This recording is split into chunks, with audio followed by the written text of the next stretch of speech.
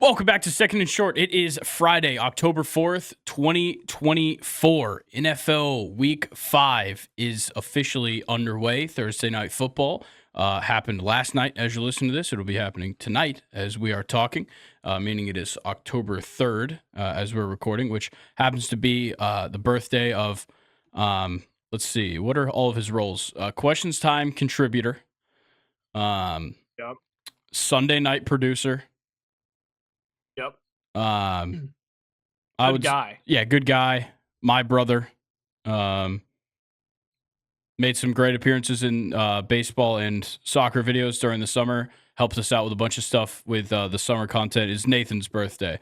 And he should be joining us for a live iteration of Questions Time here at the end of the episode. So we're going to try and get through a lot of this pretty quick today. I think we're going to... Obviously, pretty quick for a Friday episode means like we keep it at like 2 hours. But me and Luke both just kind of need to get through this and have some things going on. So we will start. Obviously, we got a lot of stuff going on. MLB Wildcard round is pretty much over. Obviously, now it's over as you're hearing this because the Mets-Brewers series is over. But every other one was a sweep. So we'll talk NFL Week 5. We'll talk about the wild card and a little bit of the divisional round that we know of. And then we'll talk Premier League, Champions League Matchday 2. And then we'll have Nathan here for some questions. So, Luke, without further ado, are you ready to get into NFL Week Let's jump into it. 5? Week 5 officially underway here. Got Thursday Night Football tonight. Yeah, we do have a London game. But tonight for Thursday Night Football, Buccaneers, Falcons. Falcons 1.5-point favorite. I don't really have much to say about this game. Look, I think the Falcons, I'm just hoping they can stop the passing game. That's like the biggest thing I'm worried about. Every time that we've faced the Buccaneers in the recent memory, it's just, can you slow down the passing game? And that's kind of my biggest issue. I'm also kind of worried about getting up points early.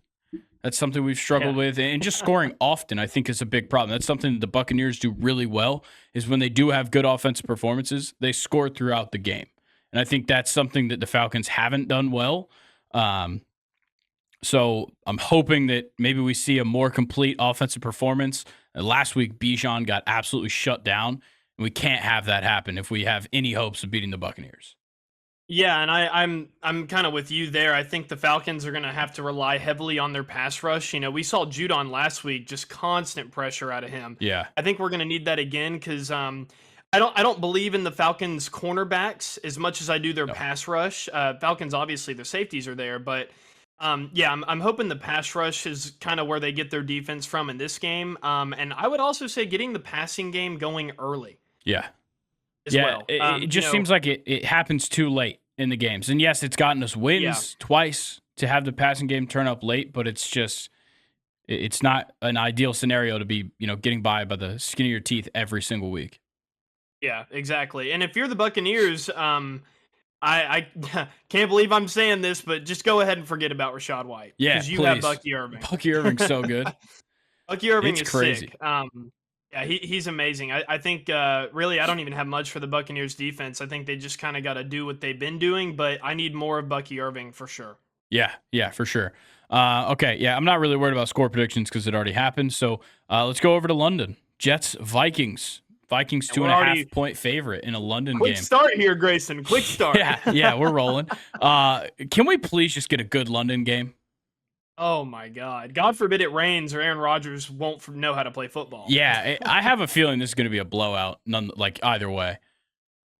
I haven't seen a consistent Jets offense yet, and all we've seen from the Vikings is that their offense is as good as it gets right now. Yeah, I mean, that's true. Like they're firing on all cylinders, and yeah, maybe a trip across the world changes that, but the players that they have, the defense that they have as well, like the pressure that's going to be on Aaron Rodgers is going to be huge. We saw how good Dallas Turner and Jonathan Grenard have done up front for the Vikings as those edge rushers. I can only assume that the Vikings just come out and look good again. It's hard to discount them now because we've seen it happen 4 times. Like, you see it happen week 1, you're like, okay. And then you see them do it to the 49ers, and you're like, holy shit. And then, yes, the defense kind of, obviously, week 3, they won as well. But week 4, you saw it like look really good. And then like the Packers tried to get back in it. I could see that being the case here, but the Vikings are just so good at scoring early. Yeah. But then again, like if you're scoring early, you still got to worry about Aaron Rodgers on the other side. Definitely. He is definitely a quarterback that can bring you back into games. But the Jets are weird, man. Like I think Aaron Rodgers is fine. Him and Garrett Wilson have to get on the same page, though. Like I can't tell you. I don't know what I'm going to do if I see Alan Lazard have a better game than Garrett Wilson again. It's just favoritism, I think. Yeah, and I mean I think that's really good for Aaron Rodgers that he has that, but Garrett Wilson is just leaps and bounds, I think, better. Yeah. On the Vikings side, I'm just kind of surprised that Aaron Jones has been as good as he is. I'm not.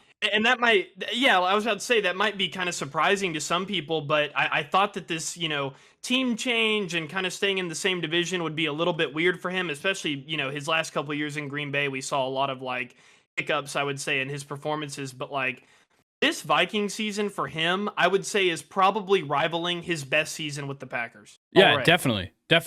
Obviously, this is a small sample size as far as he's only played 4 games. He's only had 1 game where he didn't look great. That's that's huge for him. And I think the problem was these past 2-3 years in Green Bay was that he wasn't getting utilized in the passing game nearly as much. And AJ Dillon started looking pretty good as a backup to the point where he deserves snaps as well. Ty Chandler doesn't deserve snaps over Aaron Jones.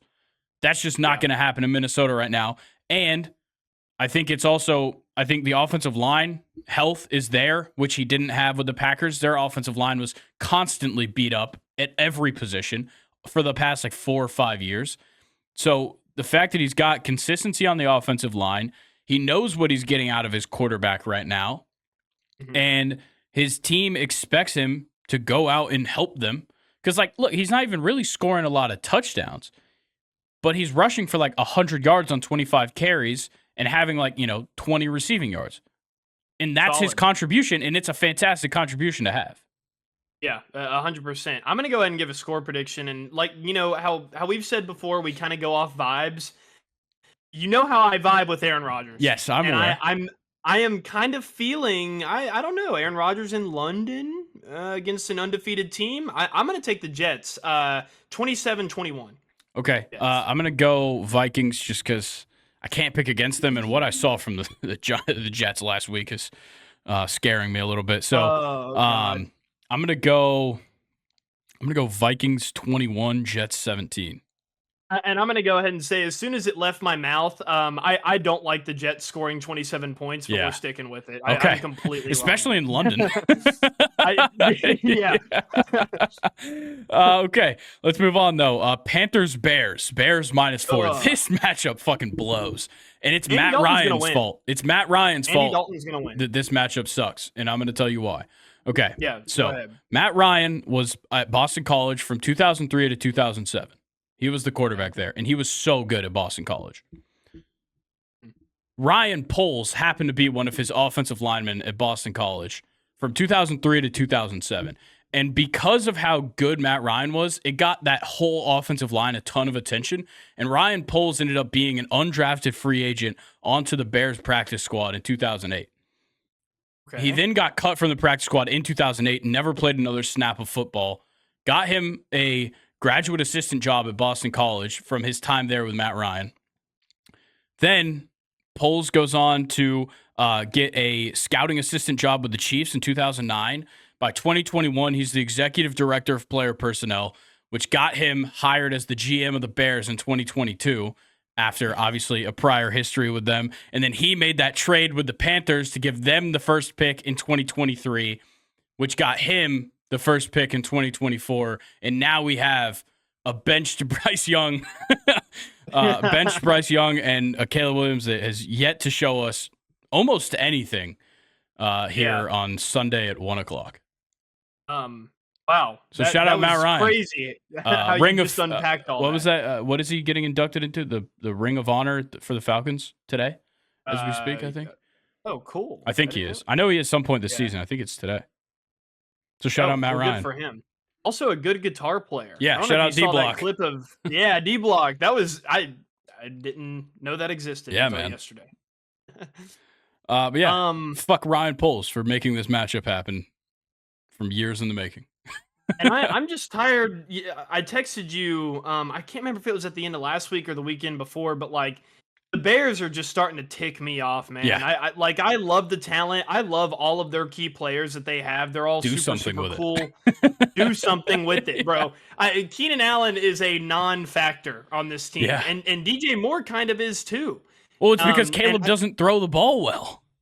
Well, and apparently it's also because whoever Jackson Smith-Njigba's offensive coordinator at Seattle was last year is now the Bears' offensive coordinator, maybe. Okay. And Njigba, like it's there were just crazy comparisons of like Njigba last year with that offensive coordinator to now without him. He's a lot better without him. And now the Bears receivers with that same offensive coordinator are not doing hot at all. Yeah, it was Shane Waldron. Yes, thank you. He's the offensive coordinator. He was with the Seahawks for 3 years. Yeah, and you know, if I'm going to believe in the quarterback that can make Deontay Johnson look like a top 5 wide receiver in the NFL. So fair enough. This matchup just blows. The Bears defense is just unbelievable, and the way that like even the Bengals kind of showed like that they could slow down what Andy Dalton had to offer last week. I feel like the Bears can slow it down even more. So I definitely see this being a low scoring game considering the Bears are involved. So I'm going to go with the Bears, and I'm going to go 14-13 Bears. I'm going to go 17-13 Panthers. Okay. Next game, Ravens, 2.5-point favorites on the road versus the Bengals. Yeah. This one's weird. Actually, the first AFC North matchup of the whole year. Yeah. Yeah, I don't know how to feel at all about this game because, like, I feel like what the Ravens did on Monday Night Football was, like, their statement game. They kicked the shit out of the Bills, like, no ifs, ands, or buts. I guess that was Sunday Night Football, right? They kicked the shit out of the Bills, so this should be easy. But, like, the Bengals are, like, as unpredictable of a team as it gets. Yeah. You're either losing to the Patriots or doing something. Yeah, like last week they they beat the Panthers last week, which obviously isn't great. But like the week before, they're a penalty away from beating the Chiefs, and like all these different things with the Bengals is like it seems like the offense is starting to work. Jamar Chase is playing pretty well. T. Higgins is certainly back and making an impact. They were running the ball pretty well. Chase Brown had a great day last week, so maybe they figured something out. But also maybe the Ravens have too because Derrick Henry is unbelievable. Yeah. I don't feel like they really should have been able to do that to the Bills. No. Especially defensively as well. The Bills have looked amazing. Yeah, and the Ravens' defense hasn't been that great. No. And I, Grayson, I would like to take this moment really quick to formally apologize to Derrick Henry. Thank you. Wow. I've been speaking his praises ever since this move was made. I really didn't think he was going to be that great on Baltimore. Thought he was getting older, a little bit slower, but he was. As soon as I saw that run, and you got to realize he's a big guy, like 240, 250 pounds. He shouldn't be moving past defensive backs. No, that it just should not be happening. But Derrick Henry, you're a beast. I'm sorry. Yeah, he's a dog. I think it was probably more of a Titans problem than a Derrick Henry problem last year. It very well may have been. Let's see. Score predictions here. I just go with this one. I don't know. I don't love this game in general. But I'm taking the Ravens, even though it's on the road, just because the Bengals lost to the Patriots at home, so that kind of defaults home field advantage. I guess I'm gonna go Ravens 27, Bengals 17. Okay. I'm going to go Baltimore 31, Bengals 24. Okay. Yeah. That sounds like a more entertaining game than what I have. I'll give you that. This one, not an entertaining game. Dolphins versus Patriots. Patriots, a 1-point favorite at home. You can count on me not watching a second of this game. No. Count on it. I don't have fantasy football involved. I don't have personal rooting involved. And I'm certainly not going to be sitting there, praying that Tyreek Hill finally has a good game or something. He's had the same stats the last 3 weeks as Lil Jordan Humphreys. I'm not kidding. Literally the exact same stats. That's insane.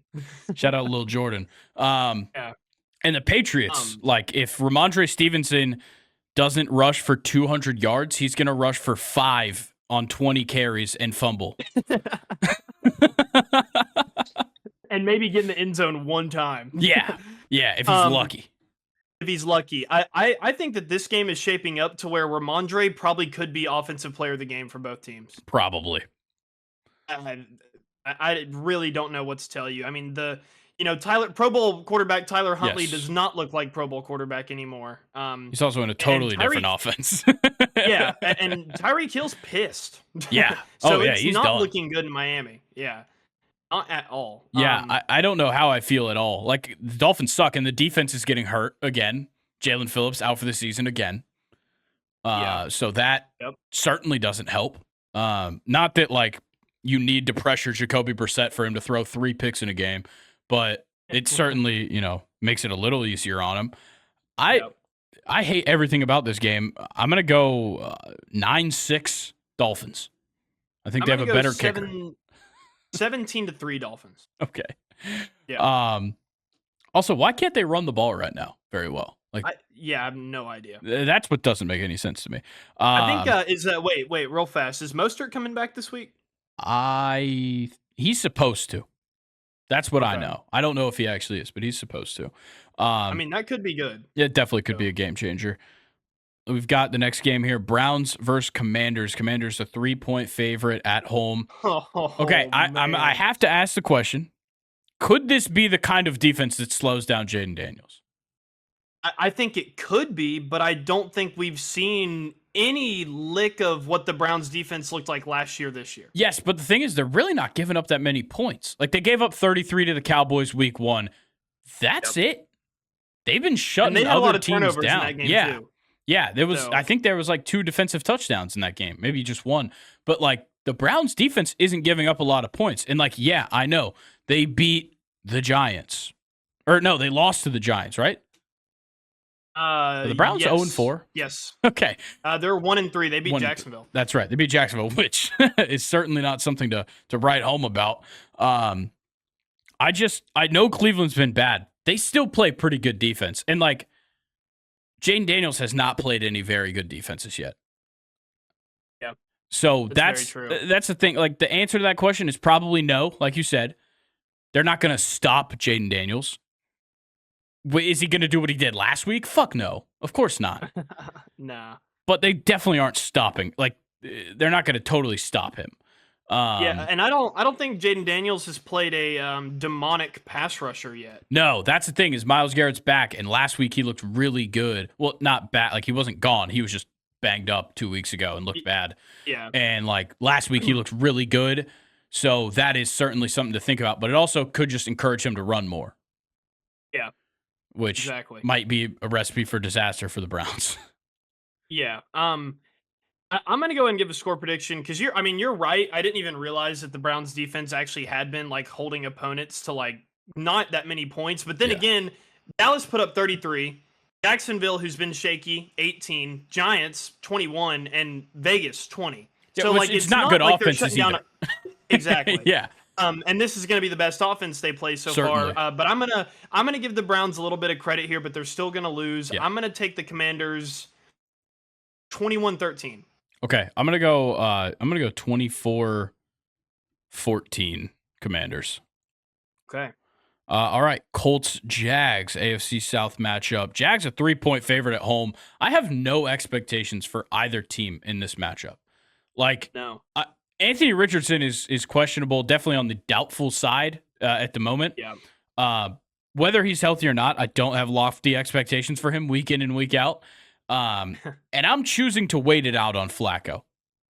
He looked pretty good last week, but I'm choosing to hold off for probably, like, I need to see 2 starts. That's what I'm thinking for Flacco. Then I'll be happy to buy back in. And like on Monday's episode, I said it. Like, Josh Downs and Michael Pittman Jr. were made in a factory for Joe Flacco. They are the perfect receivers for him. But like, No, I think you're I'm choosing to just pump the brakes real quick on Flacco. Let's not just buy right back in immediately. And then on the Jacksonville side, like, what is there to believe in at this point, other than Brian Thomas Jr., I guess? Yeah. The only bright spot on that whole offense, literally. Yeah, the second best wide receiver out of LSU last year in the NFL, and he looks amazing. Yeah. LSU is such a wide receiver, man. It's unbelievable. Yeah, dude, there have been just so many takes that I made at the beginning of the year that I have just had to eat my words on. Like one of them being Malik Neighbors on the Giants. Oh man, he's been killing it. Another one of my spot on takes. I think I called Offensive Rookie of the Year after the draft. Yeah, he Malik is awesome. Yeah, but I think he's going to be out this week. Just so everybody knows. Well, that's because against the Cowboys, he was getting lit up. Yeah, and like, he got a fucking concussion. Yeah. I don't know. I'm here for Flacco, man. Unfortunately, he came back and killed the Steelers. You could call him a Stilla-Killa, which is why Grayson, what NFL player was actually called the Stilla-Killa? I would assume it's a Raven. It was a Raven. Okay, probably Ray Lewis. He's a human killer, allegedly. Genuinely a human killer. Yeah. Ed Reed, maybe. I'm trying to think. I don't know. What, I don't know Ravens players back in the day. I know like the mid 2000s guys, but this is a mid 2000s. Okay, well then, was it an offensive player? It was not an offensive player. Oh, I was gonna say Steve Smith. Oh, you're missing a big linebacker. Oh, who gets overlooked because of Ray all the time. What the fuck? Oh no! Oh no! Come on. The Stilla-Killa. Dude, I can see his face mask. Yeah. You know what I mean? Huh? I can't think of his name, though. You got to say him. Terrell Suggs. Oh, my God. He used to wear a sick-ass face mask. He did. But, yeah, Joe Flacco, the new Stilla-Killa as of last week. Shout out to him. And the Jaguars, like you said, they have nothing to look for. And guess what? If Joe Flacco looks a little bit shaky this game, you can probably run all over the Jaguars with Jonathan Taylor. Oh, so, yeah. Yeah. I'm going to take the Colts 20-6. Wow. Okay. I'm actually going to take the Jags just because the Colts are all over the place. Oh, especially on defense. I think the defense is really all over the place. Okay. So I'm going to take the Jags. I'm going to go 17-14 Jags. Wow. Okay. Yeah, I know it's kind of an out of the left field pick, but I don't know why. I think I need to just switch it up. I can't just pick the team that I like every time. Sometimes I gotta go off vibes. That was a vibes pick. Next game could be phenomenal. Apparently, NBC was trying to get the NFL to let them take this game for Sunday Night Football. Bills versus Texans, but they wouldn't let them because CBS has got it. So we've got Bills 1-point favorite on the road versus the Texans. This just looks like fun. Yeah, exactly. Where these two teams are at right now, this just looks like fun. Like the Texans need to bring their A game from the start on it. Like they need to bad. Like you can't have a situation like last week where you let the Jags stay in it all the way through. And you obviously can't have a situation like we saw against the Vikings. So the Texans got to come out early and score points. And so do the Bills. Like the Bills have to figure out what the fuck they did wrong last week against the Ravens. Yeah, exactly. And there's something kind of interesting that I want to talk about, especially with this game, is that both of these teams are 3-1, right? Yeah. Well, the Bills have beat Arizona, Miami, and Jacksonville. And then they get destroyed by the first good team they played in Baltimore. Mm-hmm. Kind of the same case with the Texans. They started off with Indy, solid team there, but Chicago. Then you get blown out by Minnesota, your first real test, and then you come back and beat Jacksonville. So both of these teams at 3-1 have kind of been in a situation where they've beaten the teams that they should, and then the one time they get tested, they got absolutely just blown out of the water. Yeah, well, and I think that's I think more on the Bills side, that's what the Ravens did to everybody last year too. Obviously, this year the Ravens look way different because they couldn't win games somehow, but last year, when the Ravens were really good, they would go up against a really good team and blow them out of the water because they came to play. I think that's what the Ravens did this. It was like, okay, we can't just keep getting by super close games over and over again and losing. And they played the Bills and just knew they had to bring it if they wanted to win, and that's what happened. I think with this, it's just who's gonna be more consistent. That's the problem here between Bills and Texans. Who can be more consistent throughout an entire game? Whoever that is going to win this game. Yeah, and probably commit less turnovers because one of these offenses is going to capitalize on a turnover. Yeah. As well. Oh, for sure. It's going to be the difference in this game. There's a reason it's a 1-point spread. But like the Bills last week, you couldn't pass well, you couldn't run, and your defense sucked. There's nowhere else for you to improve. Like, you have to fix everything. So I don't know what happened there. And then the Texans, the fact that the Jags stayed that close is concerning and is something that needs to be figured out. I think the defense could step up at times for the Texans, and I think the offense can too. The offense is doing a really bad job of capitalizing on the momentum created by the defense. Like, the Texans are scoring on regular drives and whatnot, and like are really good at like coming back the next drive after giving up points and scoring. But when they get good field position, settling for a field goal is just not good enough. Exactly. Yeah.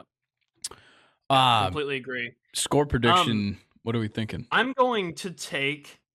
I think the Bills overall are a better team, but with how bad they looked last week, I'm going to ride the hot hand with the Texans, and I'm going to say 28-24 Houston. Okay, I'm thinking more bounce back territory for the Bills here.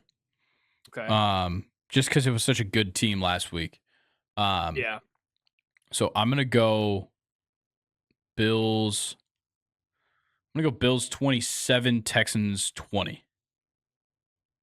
I don't know what it is about this Texans offense that doesn't seem as good as it was last year.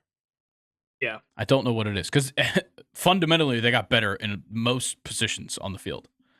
Yeah, I think it could be not getting as much production out of your wide receiver 2 and 3 and 4 like they were last year. Yeah, it just seemed like they just like had Stephon Diggs just isn't doing the deep plays, and so if he's going to be the number 2 option ahead of Tank Dell, it kind of messes up what was so good about this offense last year with the explosive plays. Because like Nico's doing his thing. Nico's like the leading receiver right now in the NFL. He's doing his thing, but Stephon Diggs and Tank Dell are so different. And when you take, let's say you're taking like 5 targets from Dell or even 3 targets from Dell and 3 targets from this guy and that guy and giving them to Diggs, it takes away a lot of that explosive ability because that's not the role that Diggs is playing in this offense right now. No, not at all. All right. Next game, we got Raiders, Broncos. Broncos 2.5-point favorites at home. I feel like this game. I love this game. I was about to say it's sneaky, pretty good. Yeah. I definitely think it'll be like a 3-point game. Yeah. For sure. And I think that the Raiders might just be like the only thing that can make this game really bad is if the Raiders are just super deflated from the Devontae Adams news. Yeah. And I think that could definitely be the case. Yeah, I think you're totally right. I'm like kind of in the territory of like, do we maybe take the ball out of Zamir White's hands and give it to Alexander Mattison? It's a dangerous game. It very much is a dangerous game. Putting faith in Alexander Mattison has almost never paid off. No. I don't know. I think if you're the Raiders with Devontae Adams being out, try to get Michael Mayer involved. Like Brock Bowers could maybe be a wide receiver. He pretty much can be. One of them could. And like Jacoby Myers is not bad. No, Jacoby Myers is actually kind of looking decent. And then on the Broncos side, just gotta. I don't know. I'm making kind of bad takes right now. I'm struggling a little bit, but Bo Nix has to get it together. Yeah. And Jamal Williams needs to look more consistent for me to believe in him a lot better. Yeah. As long as Bo Nix has more than -7 passing yards at halftime, I'll feel pretty good compared to last week. He did win that game. Yeah, he did win. That's true. So maybe he needs less. Yeah. But I think Bo Nix certainly has things to figure out. I think the biggest problem right now is they can't run the ball with any bit of efficiency. No. But I will say, the Broncos might have the best punter in the league. Riley Dixon was killing it last week versus the Jets. In the rain. Yeah. And he is also my fantasy punter. Nice. He put up like 15 points last week. So Nick Folk, was my highest scorer of the week last week. Oh, Nick Folk went crazy. Yeah. Nick Folk was my highest scorer, and I scored 200 points in our fucked up fantasy league. I always have to point that out because if like a normal, if somebody's just playing in a normal ass PPR league and they hear the scores we're getting in this league, like in the last 2 weeks, I've put up 450 points total. Nice. Yeah. Obviously, I've been the highest scorer the last 2 weeks because of that, but like that's not numbers that people in a normal PPR league are putting up. What do we think of final scores here? This could either be like a pretty normal game, or it could be like the worst offense you've ever seen. Give me 20-17. Actually, I know I said it was going to be a 3-point game. I will take Vegas 20-14. So it's not going to be a 3-point game now. Not going to be a 3-point game. Okay. I am going to have a 3-point game. I'm going to go Broncos 13, Raiders 10. Okay. All right. Cardinals 49ers. Now, the 49ers are a 7-point favorite, which I don't love. The Cardinals are super weird, but the 49ers have just been in like a lot of competitive games already. Like every single game comes down to the wire with them right now. And like this is a matchup that shouldn't be slept on. You can't look past this game whatsoever because yes, the Cardinals play some horrible defense. I'll put it out there. Yeah, their defense sucks. But the 49ers are really struggling to just like break things open against middle tier teams. That's what they did so well last year, was like the wins that they had against like the middle of the pack were like unbelievable wins. And it made them look so good when they would then go like on the road to Dallas and beat them. Or you know, whatever happened in those games last year where like they came out with like a 13-point victory that looked dominant. They need those 20-point victories in the middle of those. They're just not getting that. They're not even getting victories. They're 2-2. And they're obviously injuries have been fucking them. CMC, you know, Debo missed some time.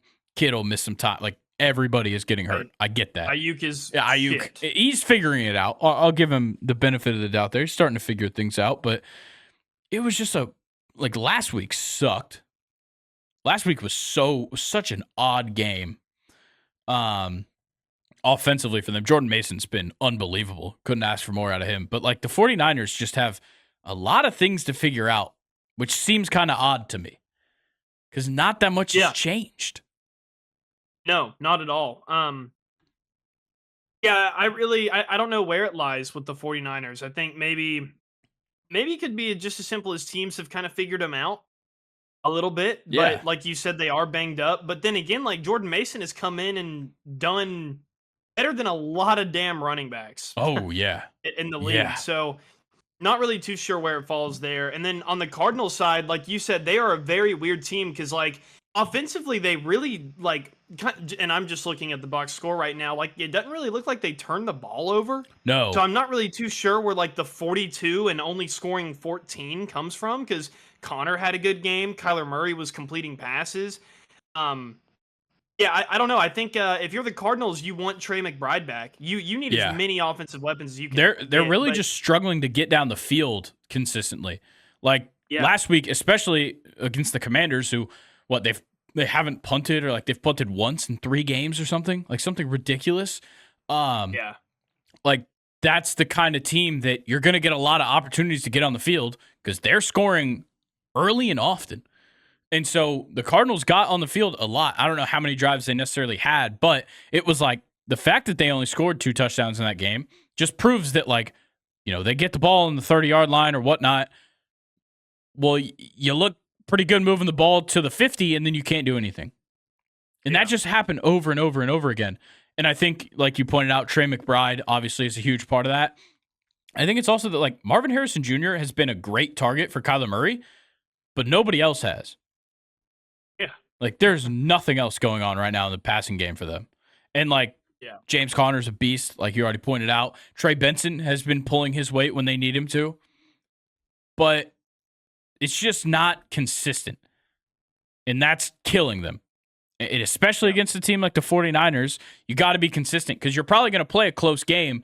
But if it comes down to the wire, I'm going to obviously say that the 49ers have a better chance than the Cardinals. Yeah, 1,000%. All right, what are we thinking score-wise? 28-21 Niners. Okay. I'm going to go 27-21 Niners. I think they'll be kicking some field goals. All right, Packers 3-point favorites on the road versus the Rams. I see this being a blowout. I do. The Packers, they are – Jordan Love, I think, is just making up for missed time. Last week was weird because, they didn't even win, and he had a hell of a showing outside of that first half. And, they put up, 22 points or something in the fourth quarter? Something unbelievable. I think they scored 3 touchdowns in the fourth quarter. Man. And made it a real game. Me and Colin were close to not turning that game back on at the half. And then all of a sudden we're like, oh shit. And then it just kept happening. It was unbelievable what they did. So I think it's just Jordan Love making up for missed time. And this time, we've talked about with a lot of teams, early points are going to be a priority for this Packers offense. And I think they're going to really be shooting for them early in this game because it's a Rams defense that you're more than capable of scoring against. Yeah, 1,000%. Yeah, and I think what really changes the result of that Vikings-Packers game is not getting down so early. Josh Jacobs averaging 5.7 yards per carry on 9 carries, 51 yards. That's a really good game. Yeah. Especially if he keeps getting the ball, and he keeps getting the ball if you're in the game or ahead in the game. So I really think that the Packers, if they keep it close and Jordan Love keeps doing what he's doing, throws less picks, they're probably going to blow out the Rams. Yeah, that's how I see it. And the Rams offense is just so hard to watch. Stafford has no weapons. He's clearly aging. It's all Kyren. Yeah, it's all Kyren Williams, and that's fun and all, but there are defenses that can stop Kyren Williams. Yeah. So it's not going to work if Puka and Kupp just never show back up. Which for some reason for Cooper Kupp, I'm just coming to expect every injury is season ending. Yeah. That's just how I see it now. They might, activate him and then he'll come back, play one snap and then just be like, no, I'm not good. And then he'll just go right back to being hurt. I don't know what the deal is with Cooper Kupp and his health, but I'm hoping Puka can come back and give this Rams team some sort of life, but I just right now I can't go anywhere but with the Packers. Yeah, and they the thing is they don't even really have a tight end over there either. No, because Higbee's hurt. Rams. And yeah, they're just all kinds of shit on. I'm gonna take the Packers 35-10. Okay, I'm gonna go Packers 31, Rams. Let's go 17. I'll give them a little bit of offense. All right, Giants, Seahawks. Seahawks a 6.5-point favorite at home. I don't really know how I feel about this game, especially because Malik Neighbors most likely out. I didn't see his practice status today, but I know he was out of practice yesterday. And without him, they're totally fucked. 1,000%. Wan'Dale Robinson was pretty good, but that's because they had to defend Malik Neighbors last week.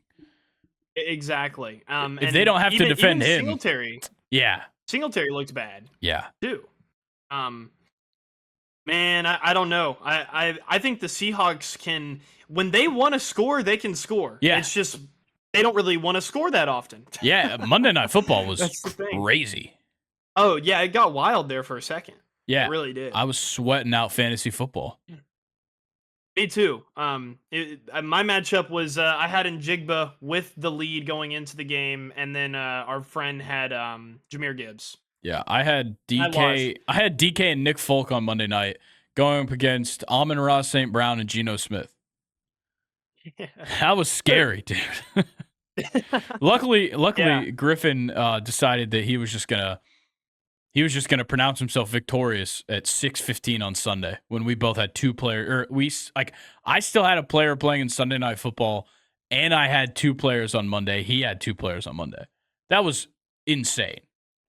How he should know better than to do that. He really should. But yeah, so the Giants, I think, with Malik Neighbors, they probably score a touchdown or 2 more than they will this game. Without him, either way, they're still losing. Like, the Seahawks receiving core is just too good for this Giants secondary. Oh, 1,000%. And, Kenneth Walker is actually, like, 2024 Kenneth Walker looks like rookie season Kenneth Walker a little bit. He's a lot better this year. Yeah, Monday night, he looked pretty good.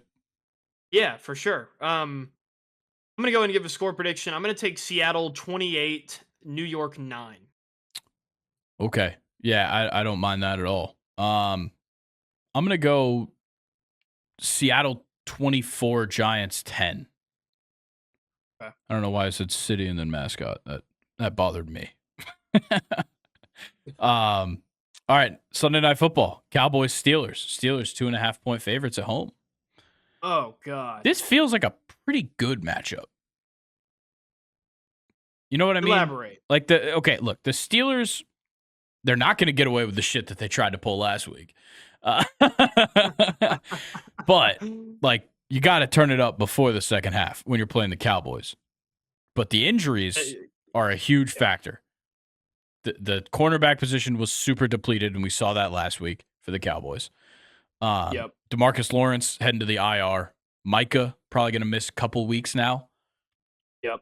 So the fact that there's no Micah and DeMarcus Lawrence going at you, especially for Justin Fields, is big. And, like, there's a lot of teams that should be more than capable of exploiting this Cowboys defense right now.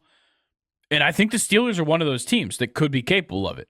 But you can't get too caught up in trying to exploit them. That's where I think the issues might lie. You see that on the other side of the field, before you even go into this game, there's no Micah Parsons, no DeMarcus Lawrence, no Deron Bland, blah, blah, blah. None of them are on the field. You can't go into that game planning, oh, we're going to exploit this, this, and this. You got to figure that out when the time comes. You can't go into this game thinking that's the game plan. Yeah, 100%. I don't really know how I'm feeling about this Steelers game. I mean, I like how you broke it down on the Monday episode against the Colts, because, I mean, like, the Steelers just got beat very, very early, and we did not have an offense good enough to get us back in that game. I mean, I guess we came back into the game, but we didn't win the game. And it just kind of comes down to the fact, like, if we can play like how we did the second half against the Colts for the first half against the Cowboys, like, we probably should win the game with all the injuries that are on the other side. And, man, the Cowboys already haven't been able to run the ball. This week, they might literally have less than 25 rushing yards. Yeah. Honestly. That rush sucks. Yeah. And Dak's got to be very careful, because the Steelers secondary, there's Ballhawks out there, and there's a crazy pass rush on the line. So it's setting up well, but it all comes down to, at least in my opinion, can we actually open up holes for Najee Harris or not? Yeah. Because he is what we like to use as the pace setter. Well, if he's getting 13 carries for 19 yards, that's not a very good pace to set for the game. And it's putting all kinds of unneeded pressure on Justin Fields. So, that's kind of my take. Okay. Yeah, I think the Steelers are more than capable of staying in this game, because I know the defense is going to be good enough to slow down Dak Prescott. That's 100% certain. I need to know if, like, is this offense going to come correct, or is Arthur Smith going to Arthur Smith this game? Exactly. That's a genuine concern. All right. I'm going to go ahead and give a score prediction. Fuck it. Steelers 21, Cowboys 18. See, I was thinking something similar, but I just don't know if I could see the Cowboys scoring less than 20.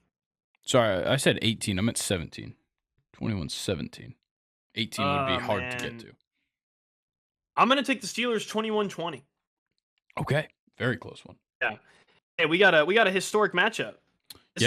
These teams have played each other in 3 different Super Bowls. Yeah. Yeah. Oh, how about I got another cool fact for you before we jump off. Justin Fields was the first quarterback in not in Steelers history. He was the first quarterback since Ben Roethlisberger to have a game where they threw over 300 passing yards and a touchdown. Wow. That's crazy. Steelers have had 2 first-round quarterbacks since then. Yeah. Well, and it's wild. I think the big thing is that, before Ben got there wasn't a lot of quarterbacks throwing for 300 yards. Yeah. And then Ben just kind of filled that whole time frame when that became a thing. Yeah.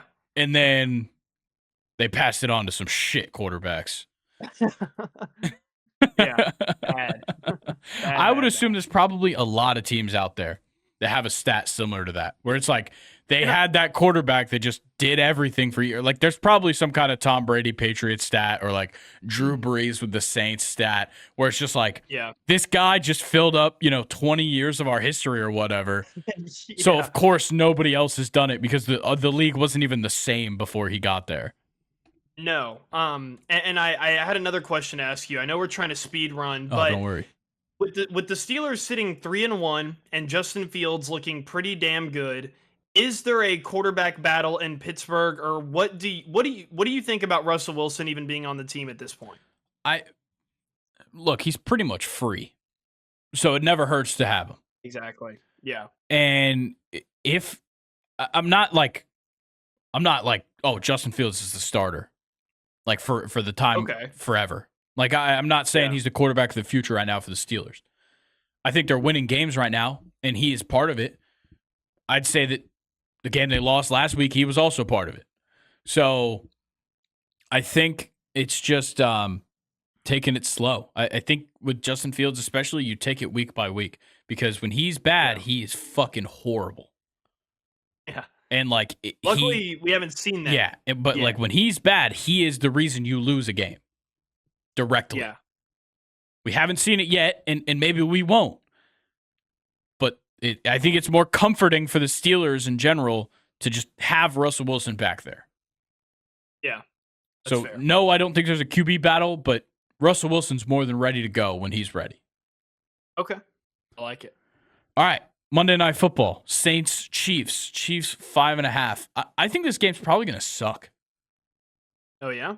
Yeah, the Saints are ass, in my opinion. Did not look good against the Chargers. No. At all. And the Chiefs are doing their same thing.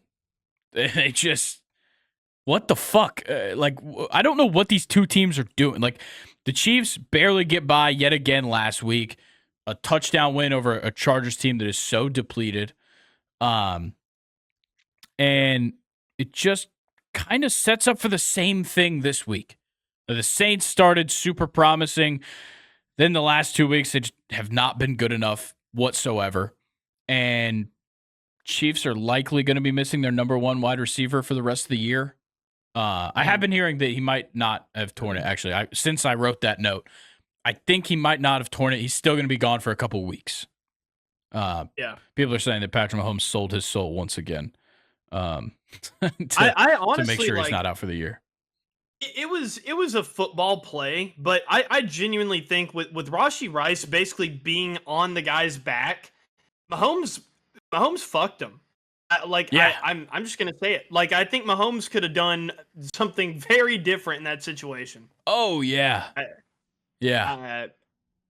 know. Like, yes, you're trying to make a play, but that was genuinely your fault. Oh, it was stupid. Genuinely your fault. It was stupid. He shouldn't have done that to the other team's player. Yeah, that's not how you should have done that. Yeah. I know. I think it was kind of crazy. Took a page out of the Minka Fitzpatrick book right there. I will say this leaves these two offenses with kind of similar looks to me. Yeah. At least with like the amount of ability you have on the field in the receiving game. Because like right now, Travis Kelce is not much to go off of. And Xavier Worthy's super fun sometimes. And I'd say it's been pretty similar for the Saints. Chris Olave's been good, but not great. And Rashid Shaheed's fun sometimes. Sometimes. But it's like I don't have anything to look forward to with either of these teams. Especially like Pacheco's still out. That's a problem. Is he still out? Yes. Okay. Yeah. So yeah, having Pacheco still out is like a big loss, especially with Rashee Rice missing time now. Yeah. I will say I think Alvin Kamara has the chance in this game to be like the X factor for the Saints, 100%. Right there with you. But like Travis Kelce finally got involved last week as well. That's true. He did look better. He did. Yeah. I think the Chiefs' defensive line is going to be a big part of this game. If that Chiefs' defensive line can look good, like they should, yeah, it's over. It's over. But yeah, I don't know. I really don't know. Super unpredictable teams right now. What are the odds that Rashee Rice's mom stole a package from Mahomes' front door and then he takes out her son's leg? That fucking video is hilarious. How? How do you think that's fine? Yeah. If you're out here stealing packages out of an apartment complex or anywhere, are you not looking before you go in front of the Ring doorbell? And then on top of that, why are you stealing packages? Your son is in the NFL. Whatever the fuck was in that package, he could have bought for you. Exactly. Let's go a step further. Why the fuck are you wearing a customized Mama Rice jersey to do this? Oh, I wonder who that is. Yeah, who's committing a crime in a jersey that literally is just like, hey, I'm Rashee Rice's mom, which is like certainly public information. If I look up Rashee Rice's mom right now, I'll have her full name. Oh, man. Maybe they'll sit together behind bars. Actually insane. Score prediction. Dude, I really want the Chiefs to lose, Grayson. No, but they're going to win by like a field goal at the end of the game, or like with some PI on a fourth it's gonna down be like gives them the first down. It's going to be like a tie game. Derek Carr is like trying to throw out of the end zone. He gets an intentional grounding in the end zone for a safety, and that's the game. That's what's going to happen in this game. Man, do we want to be right or do we want to pick what we want to happen? It's up to you. Saints 23, Chiefs 21. I'm doing it. Okay. Yep. No, I'm not. Chiefs 20, Saints 14. This is the way that I'm thinking about it. If the Saints can have big plays and just keep scoring quick and hope, that Mahomes is just inconsistent, he has no weapons, I think that's the only way you win if you're the Saints. And Alvin Kamara has to be a dog. Yeah, Alvin Kamara's got to be firing on all cylinders in this game for you to win. Yeah. Receptions, rushing attempts, everything. Yep. Okay, we got 4 teams on buys. Lions, Titans, Eagles, Chargers. First week with bye weeks. All right. That's it for the NFL. Very fun week 5, I would say. Much more entertaining matchups than last week. Even though last week ended up being a very fun week to watch. On paper, a lot of fun matchups here. But there's something I'm a little bit more excited about right now. The MLB playoffs. I'm not excited because my team is out. I'm excited to watch what happens going forward. And it's because I'm rooting for the AL Central. I'm sorry, but I have to. There's 3 AL Central teams moving on to the divisional series right now in the AL. Great. I am so terrified. All the shit talking I did about the Kansas City Royals preseason, and now we're here. Yeah, you should have listened to me and Colin. Oh, don't worry. We haven't even played them yet. I know. I'm just saying. I may be totally now, look, right. the Royals' offense looked like shit. We'll talk about it after we talk about the Tigers, who were fucking awesome. But the Royals' offense did not look very scary if you're a Yankees fan. Okay, let's start in the AL for the wild card games. Then we'll talk a little bit about our divisional matchups that we know. But we'll start with Tigers sweeping the Astros 2-0. Game 1, 3-1. Game 2, 5-2 for the Tigers. Game 1, Tarek Skubal just keeps on doing it, man. What a fucking demon. 6 innings pitched, 4 hits, no runs, 1 walk, 6 strikeouts. Going up against Framber Valdez, who is like notoriously the worst pitcher in the playoffs. I don't know what Framber Valdez's issue is. Because like all regular season, he could be like a top 5 AL Cy Young candidate.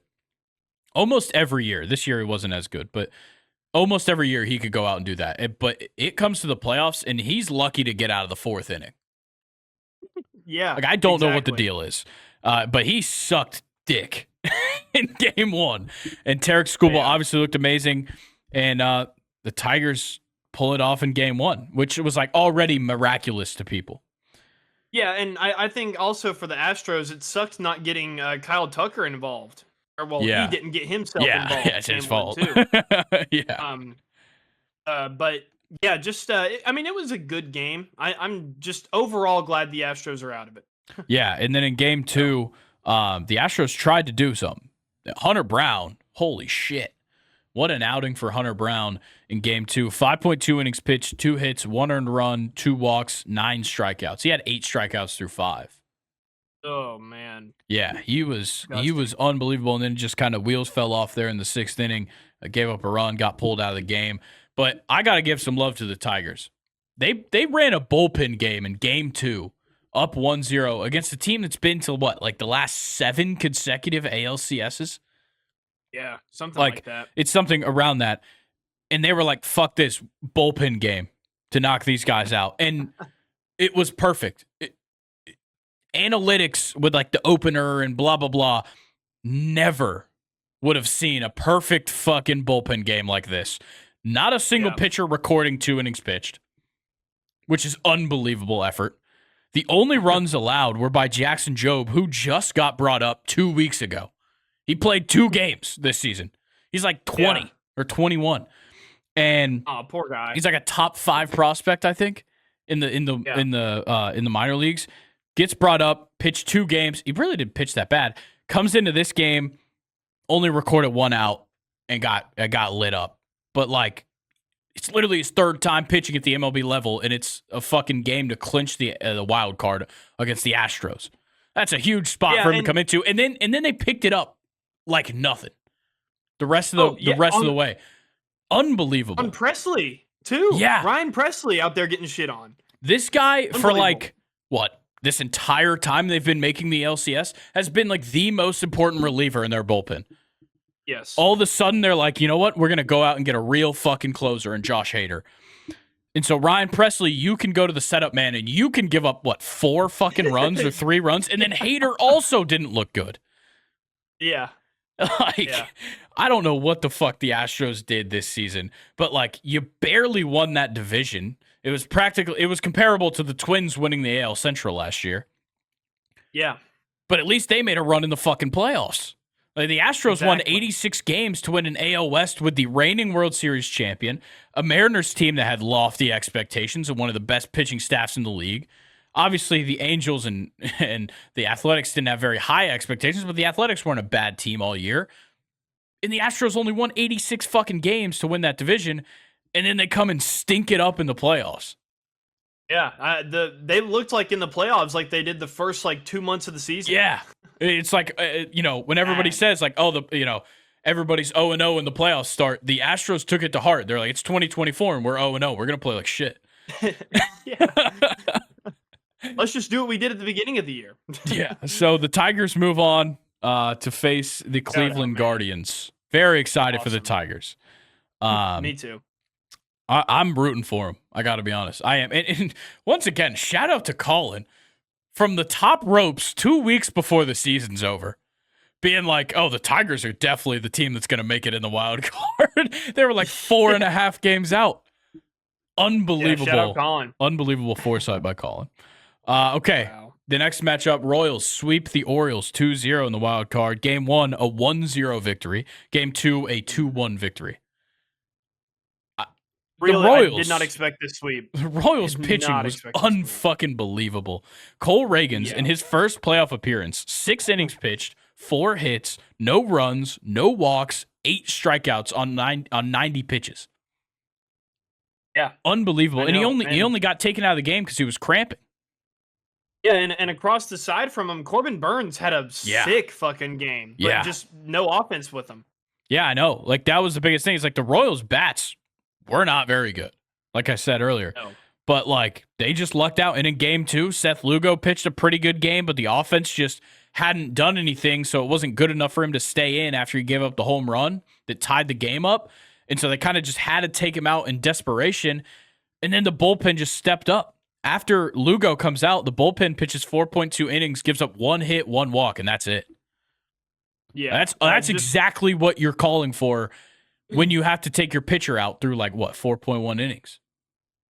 Yeah, and game 2, they did it at Camden Yards too, which is impressive. Yeah, and really, really impressive. The Orioles offense doing exactly what we all anticipated, which is exactly what they did last year, which is just suck. I don't get it. We talk about this team all fucking year for the last 2 years now, being like, holy shit, they find ways to do it, and they win these big blowout games, and Adley Rutschman and Gunnar Henderson and all these guys, whatnot. Fucking, who is it that's probably about to win AL Rookie of the Year? Jordan Westberg? Is he about to win AL Rookie of the Year? Who is Jordan Westberg? Exactly. I believe he played for Mississippi State. Could be wrong. Maybe Texas A&M. Oh, he's on the Orioles. Yes. No way. They have another guy? Another young guy? Yeah. He's 25, but I believe he's... so he's it might be a different... There's so many young guys. It could be any of them that are about to win AL Rookie of the Year. But I think when me and Colin looked at the odds, there was a Oriole leading. Okay, so now... Okay, well, this is as of September 24th. It was Colton Cowser, sorry. Colton Cowser, not... Could be wrong, though. Let me double check, because I swear we saw a totally different name. Luis Hill isn't in there? Austin Wells isn't in there? I think both of them were up there near the top. Huh. Let me see. Yeah, I'm seeing Luis Hill now. I don't know. It must have been a weird sports book we were looking at. But Colton Cowser was the favorite on one of them. I don't really know why. Whatever. That's besides the point. This Orioles offense is just, they're too young and inexperienced. I think that's what it comes down to.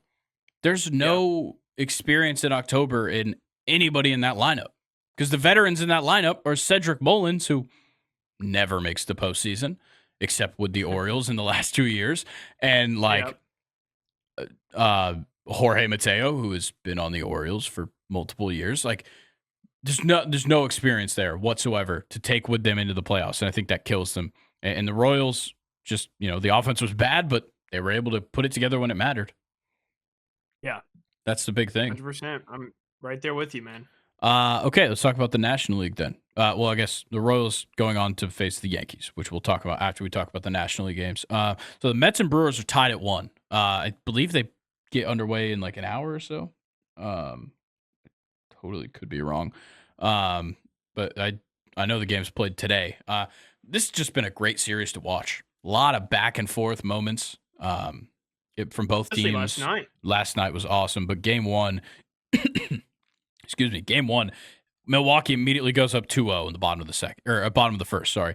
Top of the second, they turn it around. Jesse Winker, 2-run triple, ties it up. Then he scores on a sac fly from Starling Marte, and they take the lead already. A 3-2 game in the bottom of the or top of the second.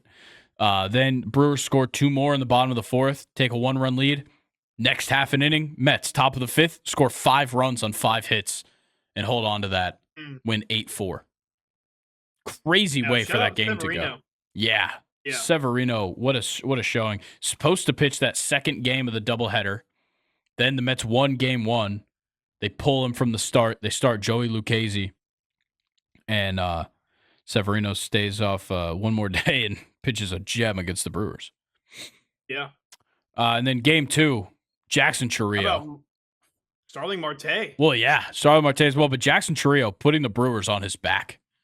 2 for 4 with 2 home runs in that game. The first home run, a leadoff homer in the bottom of the first, which ties it at 1-1.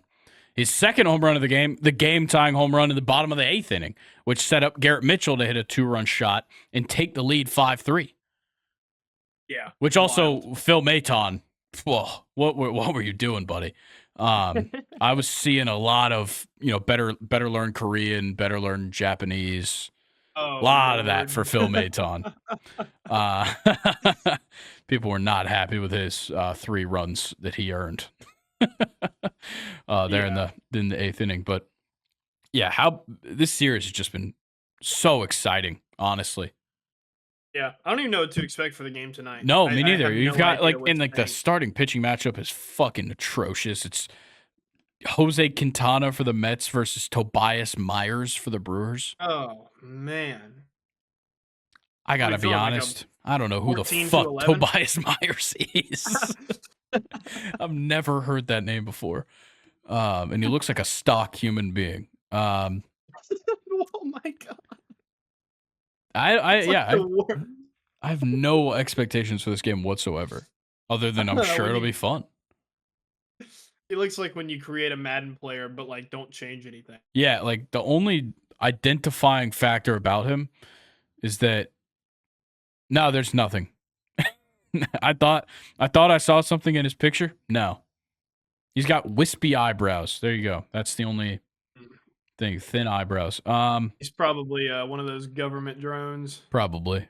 Considering this game's going to be done before I'm even done editing this podcast, I don't think it's worth giving a score prediction. So I'm just, for my sake, I hope the Brewers win.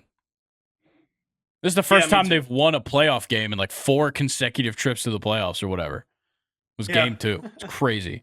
They look great. Yeah, and so did the Padres. The Padres swept the Braves 2-0. And look, instead of recapping these games, I'm just going to rant real quick. Okay, yeah, let's hear it. I saw this coming, first of all. I knew we were not making it far in these playoffs.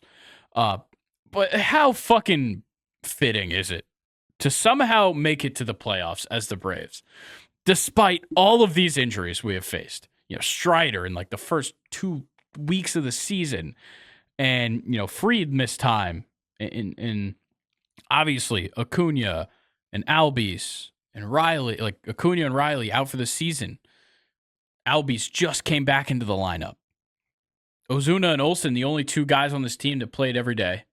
Which Michael Harris missed time. Yeah, Michael Harris missed an extended period of time. Sean Murphy has been as good as hurt. Yeah, and we were missing AJ Minter at times in the pen, and like everything. Reynaldo Lopez missed extended time. Everything that could have gone wrong health-wise with this team did. The fact that we make it here all the way up to this point, and specifically up to we have to win the second game of this doubleheader to make the playoffs. And the NL Cy Young winner, most likely, and our ace this season, has back spasms. Most likely because he had to postpone his start from a week ago. He was supposed to start game 2 of that series with the Mets. Supposed to start game 2 on Tuesday last week, or I guess the week before, whatever. And misses his start, doesn't start against the Royals because he wants to pitch in an elimination game if needed. And then we have to scratch him going into that. Then he's left off the roster for this series. Like, how? How does that fucking happen? It's crazy. Yeah. Like, how is that how it all comes to an end? And then, like, we have to start A.J. Smith-Shawver, who, because the pitching was so good this season, didn't even come up. He played 1 game all year in the bigs, and, like, he pitched, like, 4.1 innings, didn't give up a run against the Cubs. It was fine. But, like, I knew when I saw this lineup that we weren't winning, but I wish it could have been more competitive. Obviously, game 2 got competitive there at the end. But I wish it could have been more competitive. And like, if you showed me the lineup that we had for these games back in April, I would literally cry. Like, the second half of that fucking lineup is like Ramon Laureano. Why? And the fact that we picked up all these guys as spot like placeholders, and Orlando Arcia is still the worst of the group.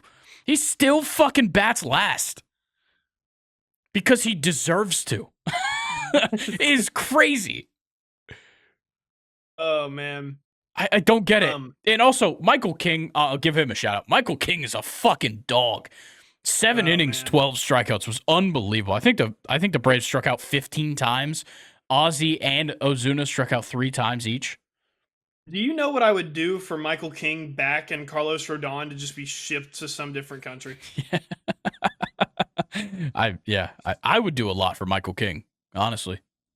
Yeah, I felt I felt awful for y'all. I came back inside because I realized that the game was got really close. And I sat down to watch that last inning, and it was Jorge Soler. It was all coming together for the Braves, and the first pitch is off the fucking end of the bat. Yeah. And I was like, yeah, it's over. Yeah, it was fucked. It was fucked. Like,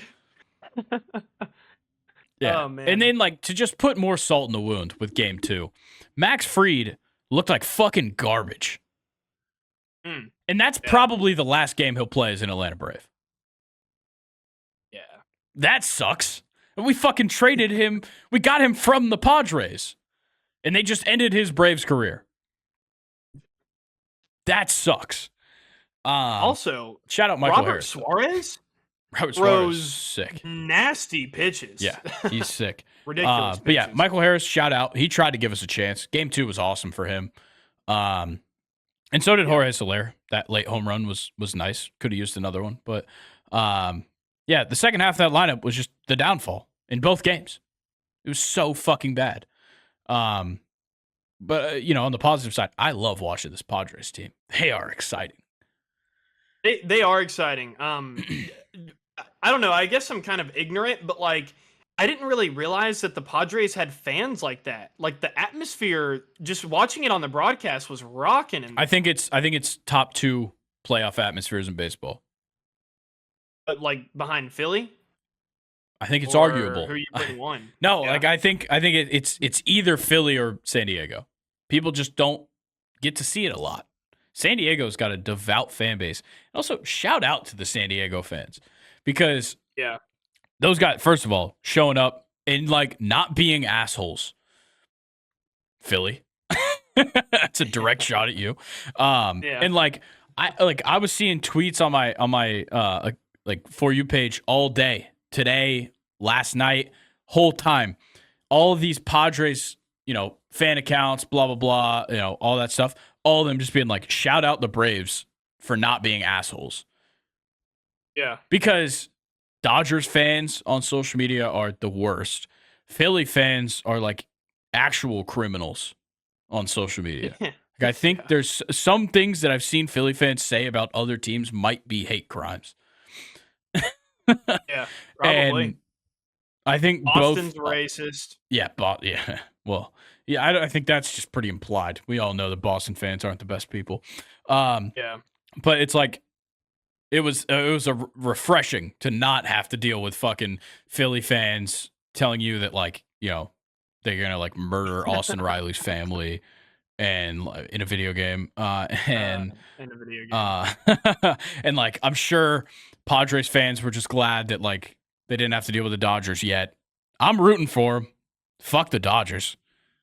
I'm rooting for the Padres. Yeah. I don't care about what happened in '98 or this year. I'm rooting for them. Fair. But yeah, so we're still obviously waiting on the outcome of the Mets. But on Saturday, the divisional series starts up. We've got Tigers Guardians at 1:00. Then the winner Brewers Mets plays Philly at 4:00, and then we've got 6:30 Royals Yankees and 8:30 Padres Dodgers. Very exciting. Okay. Yeah. What are you thinking right now, Yankees Royals? I don't know. I think we ended the season kind of cold. But I don't know. I mean, the lineup's definitely there. It's the best Yankees team that we've had in a very, very long time, I think. We have very good starting pitchers, like Luis Hill. Garrett Cole is still an ace. He's kind of been here and there, but I don't know. I'm feeling pretty good. I really want to beat the Royals. Yeah, I think you guys just have enough offense to ward them off. They're just really not scoring runs. Obviously, it's not easy matchups. I think you guys kind of benefit from. I say this, you guys benefit from not having played the games, but that hasn't shown to be true for anybody in this new playoff format. Yep. But instead of facing Cole Reagan's game 1 and facing Seth Lugo game 2, you're going to be facing Michael Wacha game 1, which helps, but he's also been pretty good. So, yeah. And you guys have Garrett Cole going, most likely. These are all probable matchups, obviously. Typically, we don't even know the starting pitching matchup till day of. For these games. And then Yeah, I just think the offense is the biggest thing that'll help you guys out. It's just like, yeah, even on an offensive bad day, the Yankees could probably put up 2 or 3 runs, and that would have won some games for the Orioles. Yeah, for sure. Yeah, the acquisition of Jazz Chisholm was elite. Yeah, it was very good. It was well timed for sure. Yep. What do we think about Tigers Guardians? I can't quite put my finger on who I think will win because the Tigers are the hot hand for sure. Definitely, and it kind of, to me, it kind of plays into like, does it help to have like that first round wild card bye, or does it help to play and have momentum going in? It just like what I think last year, one team that had that bye moved on to the ALCS. Yeah, it doesn't seem to be helping. Yeah, it's kind of scary. Yeah, it's like, we've had it the last 2 years. Was not fun. Losing to Philly twice. Yeah. And this year, obviously, we still lost, but we'll see what happens to Philly and LA. And I think for the Guardians, what's on their side is that the Tigers don't have much of a starting rotation outside of Tarek Skubal. So, yes, we did see a fantastic bullpen game, but that, you can't run a bullpen game every day. You got to keep your guys going. Like, they pitched, 6 pitchers in that game. And like that changes how you have to approach the next one. Luckily, the Tigers won that game, and they get Wednesday, Thursday, Thursday, Friday off, and then they come back for the start. But I'm worried about the Tigers' starting pitching rotation. Is the biggest thing for me. Yeah, I think it genuinely could go either way. Excited to see kind of like a divisional matchup as well. Mm-hmm. I think that's going to be super entertaining, but there's like a clear front runner to come out on top. Yeah, I think personally, I fall into this issue with every sport at the end of the year. We get to the postseason, I'm just like, well, I haven't seen them lose all that much. Yeah. I have to go with the Guardians as of right now, at least for game 1 with Tanner Bibby on the mound. I have to go with the Guardians. We'll see. Obviously, look, I think that whichever game Tarek Skubal pitches, the Tigers are going to win. That's how I'm going to say. So they won't get swept. That's what I'll say now. Until we see how this pitching sorts out, they're not getting swept. I guess we don't really have much to go off of here, but with Philly, obviously, this is their first time getting that first round bye in this new playoff format. But the fact that you go Wheeler, Nola, and whoever the fuck else is going to pitch the third game, it's a pretty nice advantage to have. Especially going against either the Brewers or Mets, who don't have the most elite rotations. But both teams have been showing a pretty good job of just scoring. And that's huge in the playoffs. If you can just put up runs regularly, it's a game changer. Yeah, and I'm not really high on Nola like I have been in recent years. So I think, with this Brewers offense, they could probably whip up on Nola game 2. Yeah, they definitely could. I think the Mets could too. And I think that there's room for the Brewers to get runs on Zach Wheeler. I think that offense has been that electric. Yeah, I agree. It's just, the Phillies are going to have to match that, and we haven't, seen them play in a little bit. So yeah, I think that break is lethal. I really do. That bye can be really bad unless you just luck out on who you're facing. And then I guess the last one to talk about is Padres-Dodgers, which will likely be seeing Dylan Cease versus Jack Flaherty, which we haven't seen Cease yet. They didn't even have to use Cease to sweep the Braves. Actually, I didn't even realize that. Yeah. That's incredible. Yeah, so Cease is going to be rested heading into this Dodgers series, and the Dodgers are throwing out Jack Flaherty as their best option right now. Oh, man. This is shaping up to be a good one. Arias looks good. Machado looks good. Yeah. Merrill looks good. Tatis looks good. I mean, and then the Dodgers are the Dodgers. But I'm kind of feeling Padres, Grayson. I am too. I'm not even gonna lie. Shohei has no playoff experience. Go ahead and just put that out there. Wait, is this his first playoff game coming up? It is. Yeah. Wow. Shohei's never played in the playoffs before. And good for him. Now, I will say, right behind him in the lineup, or right around him in the lineup, ahead of him, I guess, is 2 guys that have won World Series. They have a little bit of experience in the playoffs. Yeah, one of them has 2, one of them has 1, and they both have won MVPs in their careers, not World Series MVPs, but they've won MVPs. It's tough. I don't love the second half of the Dodgers starting lineup personally, and I don't love their rotation right now, which is kind of odd considering it seems like every year they get a great starting pitcher. But injuries are just such an issue for them with starting pitching. I'm starting to think whoever their like pitching coach is, or like their strength and conditioning coach for the pitching staff, needs to be replaced because they always have issues with injuries in their starting rotation. Yeah. Who is a part of the Dodgers rotation now? I feel like they have so many pitchers; it's just changing all the time. As of right now, what I'm seeing is the likely 3 that will be pitching in this is Yamamoto, Flaherty, and Buehler. Because Glasnow's hurt, I think, for the rest of the year.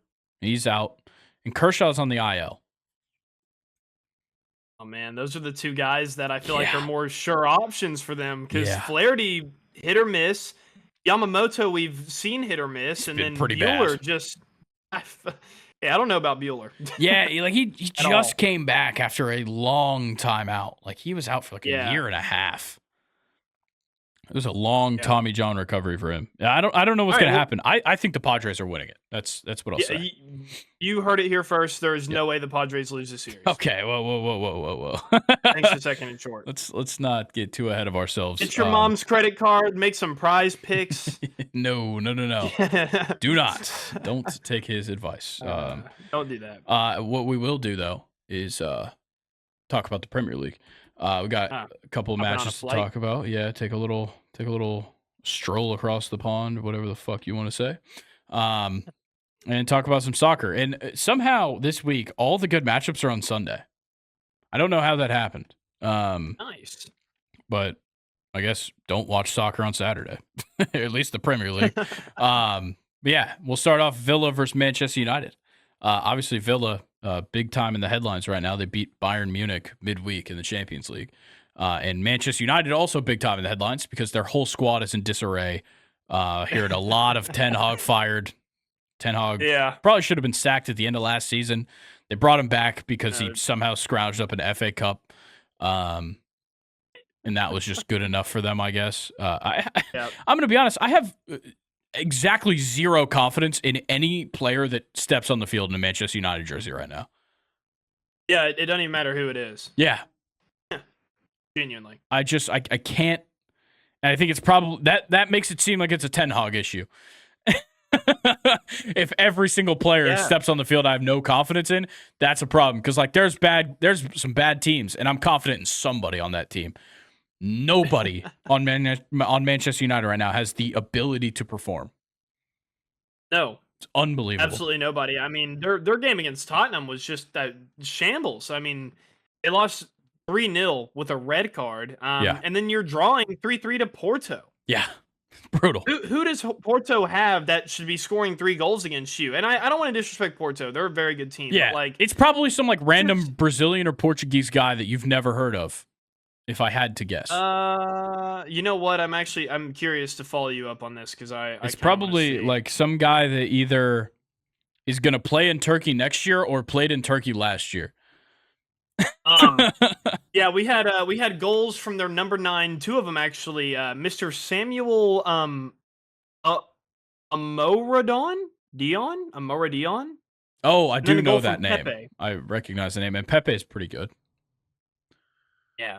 Whatever. Bruno got sent off this game. Yeah. I don't know how else to say Manchester United won't win this game. No, they won't. They won't. I'm gonna take Villa 2-0. Ooh, 2-0. Yeah. If you can beat Bayern Munich 1-0, you can beat them. You can beat them by more than that. Yeah.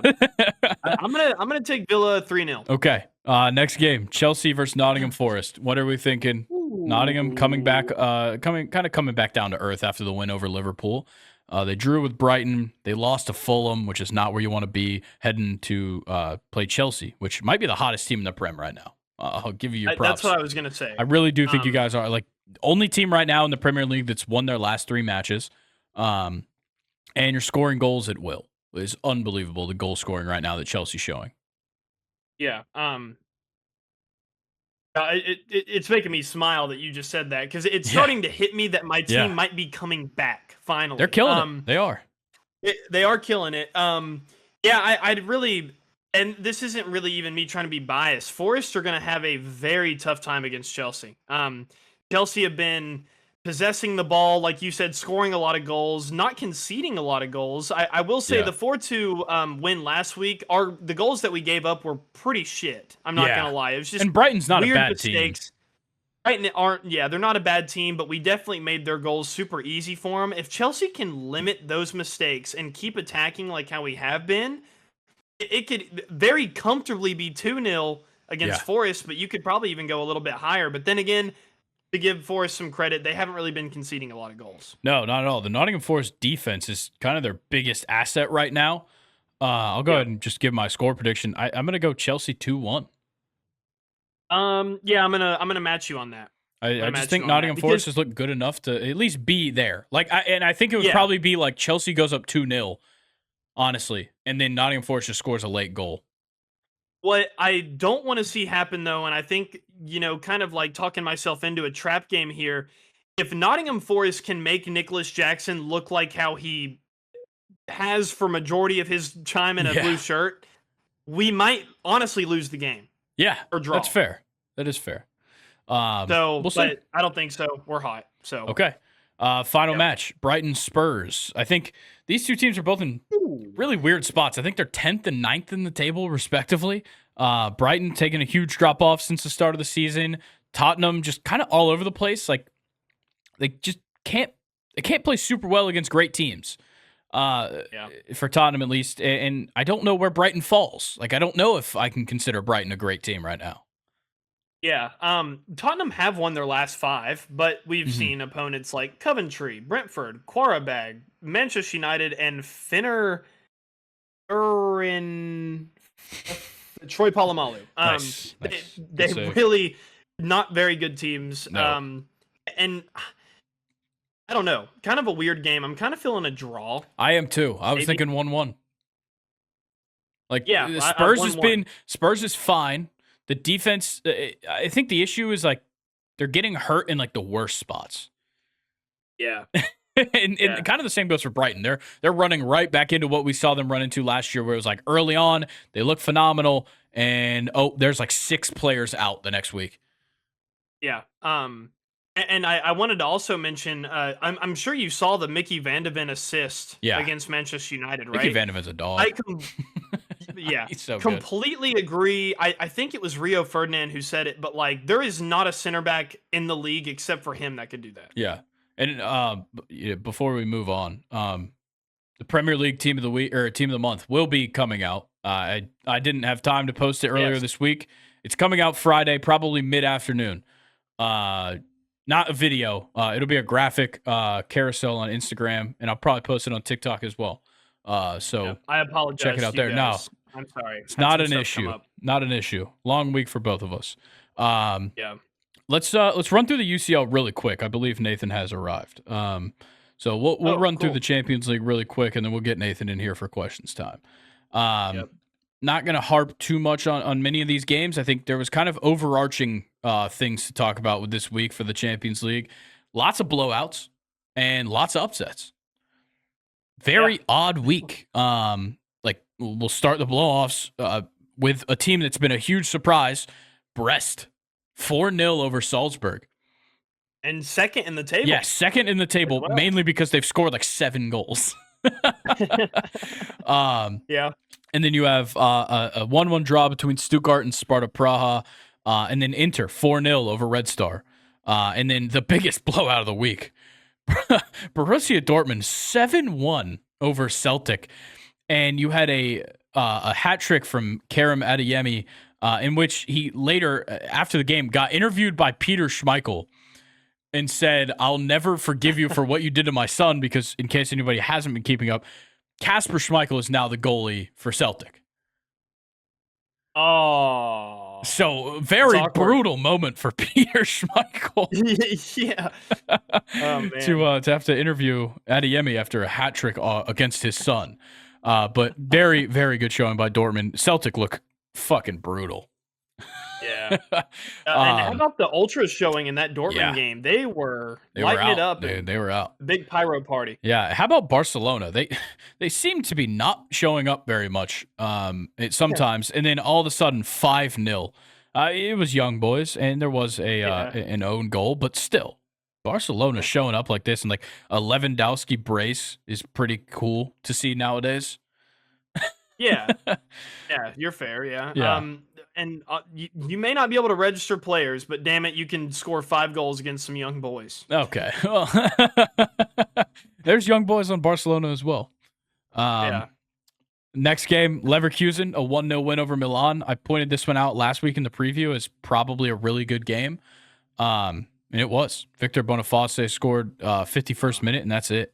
Milan tried. AC Milan are getting weird. Yeah, they are. They're getting weird in the Champions League. Yeah, because like in the league, they look good. Serie A, they look pretty good. But they got to figure something out in Champions League play. You had Arsenal, 2-0 over PSG after they drew with Atalanta last week. They show up and they beat PSG 2-0. Yeah. Or 2 weeks ago, I guess they drew. But crazy outcome. And then PSV and Sporting Lisbon, a 1-1 draw. And then Man City blowing out Bratislava 4-0. Who would have guessed? Only 1 goal for Holland, though. Ilkay Gundogan scoring in the 8th minute in that game. Wow. Let's see. That moves us into Wednesday. Atalanta 3-0 over Shakhtar. They're looking good. I really did think there'd be a steep drop-off for them.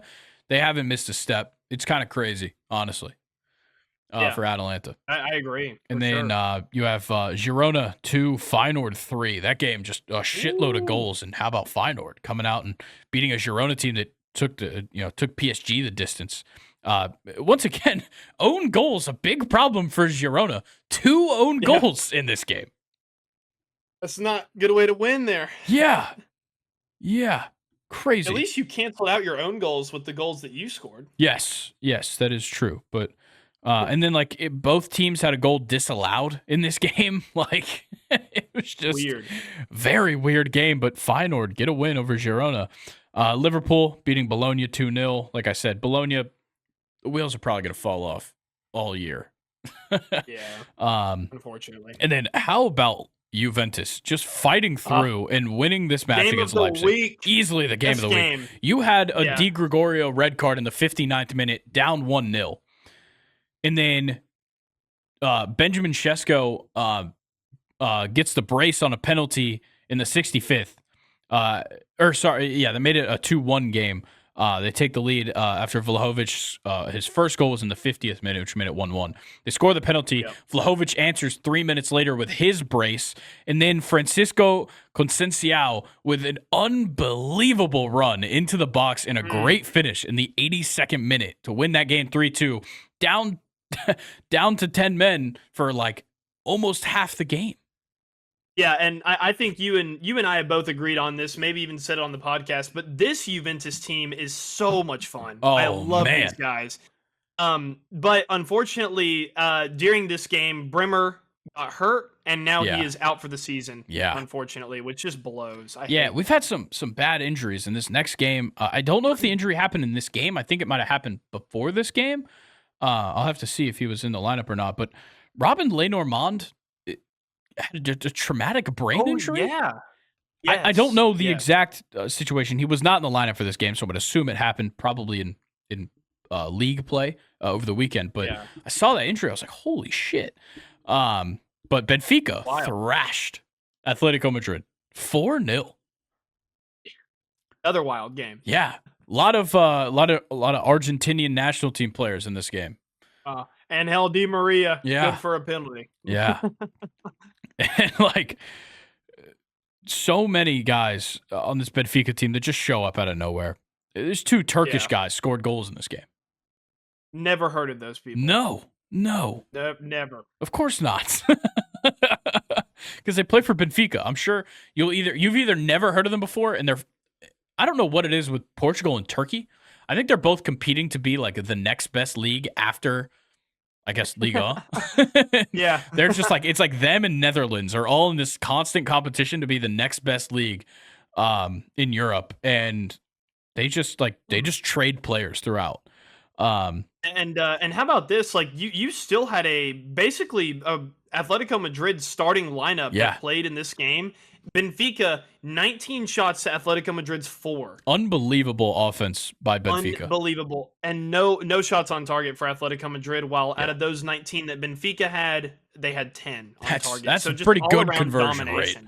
Yes. To have 19 shots, 10 on target, 4 goals. That's a pretty good day. And then you had Dinamo Zagreb and Monaco draw 2-2. And then you get the upsets. Lille 1-0 over Real Madrid. Lille is now undefeated against Real Madrid all time. Get out of here. First time they've ever met, and you had a Jonathan David penalty in the 45th +3. The Canadian. Yes. Shout out the Canadian, Jonathan David. Didn't even know he played for Lille. He's been on Lille for like 3 years. 2 years probably. Has he really? Yeah. I kind of remember his old team. Was his old team Hoffenheim? In the Bundesliga? I do think he played in the Bundesliga. I don't know if it was Hoffenheim. You can look that up. But yeah, Lille getting the 1-0 win over Real Madrid, which certainly surprising people, if I had to guess. I also just did not love the lineup. Why are we starting Endrick up front right now? Oh, like, yeah. You had it was a super weird setup. It was like a 4-2-3-1. It was pretty narrow, and like Vinny, it was like the 3 attacking midfielders in this setup were Vinny, Bellingham, and Valverde. I just didn't love it. I think Tchouaméni and Camavinga is great for CDM. I don't know if you need both of them in the lineup with Valverde, personally. Yeah. And I just don't like Endrick up top. I'm just an idiot. Going back to Jonathan David, he has been with Lille since 2020, and before that, he was with Ghent. Oh, okay. You probably could have heard his name when he was with Ghent.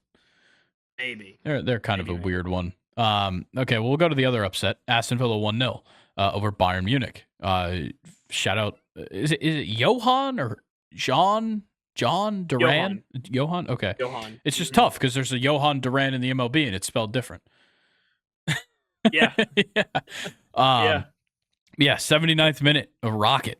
He kicked the shit out of that ball. I don't know how fast it was, but it was a missile. And shout out to Kate Abdo and Thierry Henry for interviewing him in Spanish after the game. Yeah. Just sick. Phenomenal. So sick. Those guys are awesome. We talk about them every week. They really are. They're so great. And you have Michael Richards being like, that's why we're going to win an Emmy. Yeah. Yeah, I love this. And Aston Villa was one of those teams where it was like, I don't know exactly what to expect from them. This was what I wanted to see. 100%. Yeah, exactly. And it's just having Johan Duran come off the bench for Ollie Watkins is really just unfair. Yeah, because Ollie Watkins has not done much this season, I will say. But after last year, to have Johan Duran able to come off the bench in that situation is huge for them.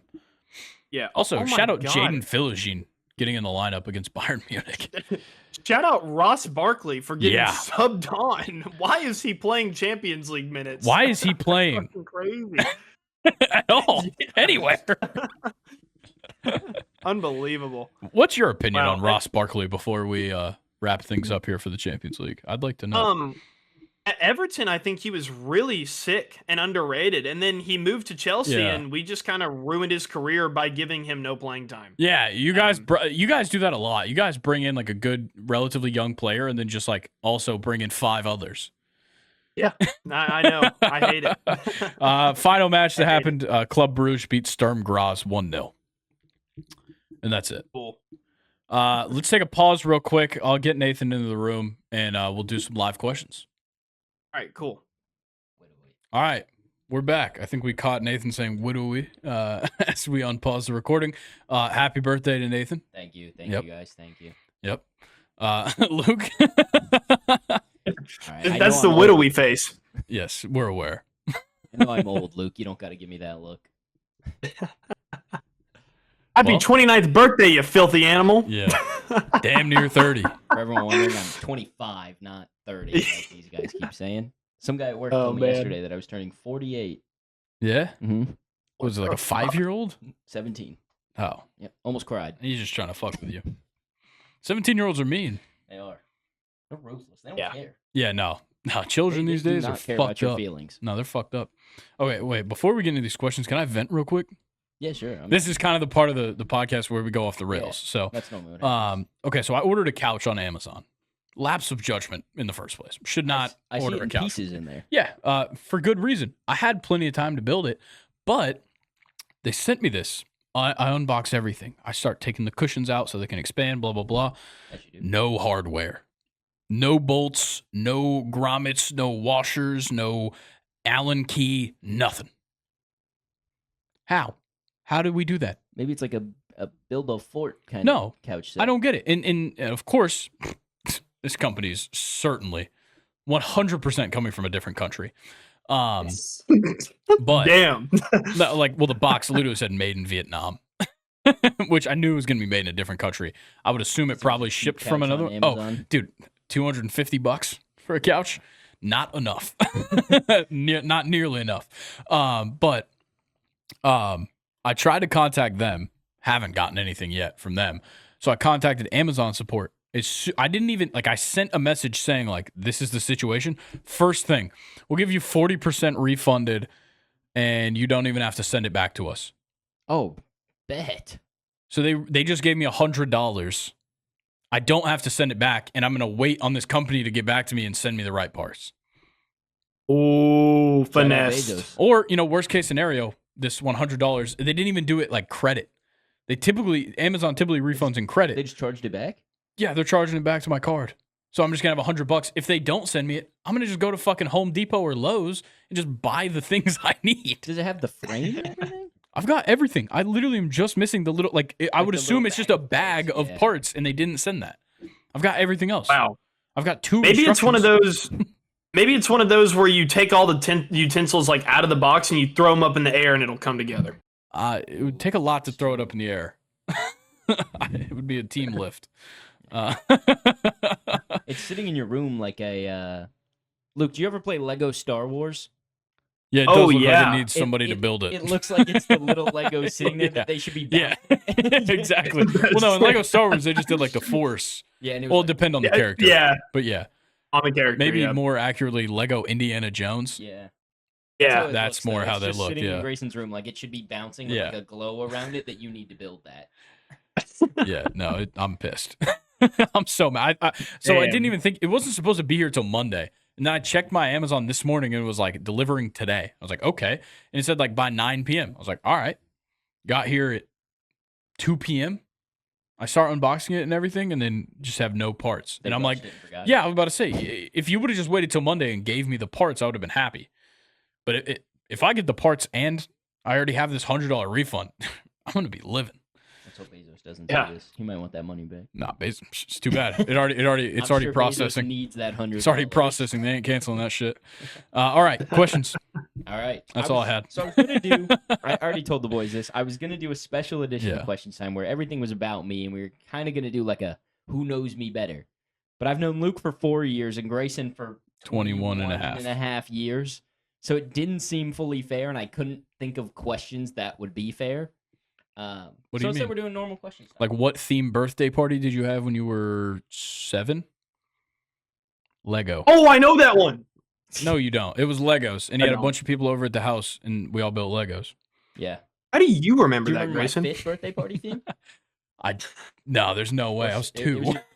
I was 2 years old. It was the movie Robots. Yeah. Oh, well, we watched the movie Robots projected in the living room. Yeah. And did a bunch of cool stuff. That was sick. Wait, no, that was the same. That's the one I'm talking about. Oh, then you were the wrong year. It was my 6th birthday. Then we were both the wrong year because you said 5th. I said 5th or 6th. No, you said 5th. It's on recording. Luke, you'll be home on Saturday. I need you to help me jump this guy. Whoa, in a video game. I'm not jumping, Grayson. In a video game. All right. All right. Time questions? for the question. My phone just locked out. Nice. It's hard to use Face ID through a microphone. It is. Who's winning the World Series? Tigers. Yankees. Yeah, that's right. Nope. Go Tigers. Your answer. I did expect yours. But the Padres would be badass. Yeah, Padres the Padres awesome. are probably more realistic. I literally just talked for like 10 minutes about how the Tigers have no starting rotation. So yeah, I'll go with the Padres. All right. What was your best SportsCenter top 10 play that you made while playing sports? Oh, You know, one of those moments where you did something and somebody else on your team was like, da-na-na, na-na-na. You know, the coolest thing I've ever done athletically is hit the crossbar on the first try in that soccer video. That might be the crowning achievement of my life. No, we're not rolling. I'm not. I tried. I don't have time to go back and find There was one time me and this kid met for a 50-50 ball, except I went with a slide tackle and he didn't, and I actually ended up hitting the crossbar on complete accident trying to win the ball. Yeah. Wow. I've scored. There was like a crazy like outside the 18 that I scored off of a back heel from a teammate, which was sick. Like he back heeled it and I just first time and scored. And then another one. There was this winger whose name was Nacho. And he was probably like this tall. And I made a crazy slide tackle on him where I cupped the ball and his foot hit it and it was out of bounds off of him. So I won the goal kick with a slide tackle. Those are just 3 plays that I could think of. But I didn't do anything. In case you guys didn't know, Luke is an actual athlete. Yeah. Us two are people. Luke is an athlete. Yeah. I was very average. Speaking of, there will be another question related to Luke being an athlete here soon. Uh-oh. Next question, though. Would you rather run a marathon or bike an ultra marathon? And we're going to say that ultra marathon is 50 miles. Oh. So you bike 50 miles or run 26.2? I think biking would be more fun. 50 miles? Yeah. Is it totally flat, both of them? Oh, fuck no. Neither of them are totally flat. We'll say the run's flat. It's like the run's flat? It's like, okay. It's like one of the Then I have to do the run. The bike would just be like, dude. Okay, we can say the bike is the same route, but it equals 50 like miles. Okay, I have very strong legs. I do. And like I'm a competent bike rider. I can't ride a bike uphill. I don't know what the issue is. I can't either. Like not well. I mean, like how often, Nathan, if like with the bike am I doing this? Yeah, running like, how often am I going to have to do that? I'm going to be running a marathon uphill on the bike. No. Like I said, we'll say that the biking is the same course, so the same like Boston Marathon, but it equals 50 miles. Like you do a lap basically until you hit 50. So just under 2 laps. I'll just do the marathon. Really? Yeah. I'm gonna bike it. Take? What does it typically take? 2 hours is the world record. Give me 6. Really? 7? That's actually a good time. Oh, never mind. 8. Okay. 8 probably. Some marathons. I'm gonna have to walk a little, like quite a bit. Oh yeah. Some marathons actually have like a. What does a regular person's marathon look like? Can we let's Google it real figure that out? Because like I'm slower than a regular marathon runner. How much time do I have to train as well? Because like right now, like I walk like 4 miles a week. But I never run. Never mind. It says the beginner average time is 4.5 hours, which is a 10:30 mile. Ooh. No, can't do that. That's an average pace though. So if you did, yeah, if every now like and I then could have ran a mile, that's the thing. like 8 but minutes, bro, I'm gonna average it. Yeah, but I'm not gonna run an 8-minute mile and down the stretch. I'm definitely not running an 8-minute mile, nor walking a 10. Luke, how fast do you think you're biking 50 miles?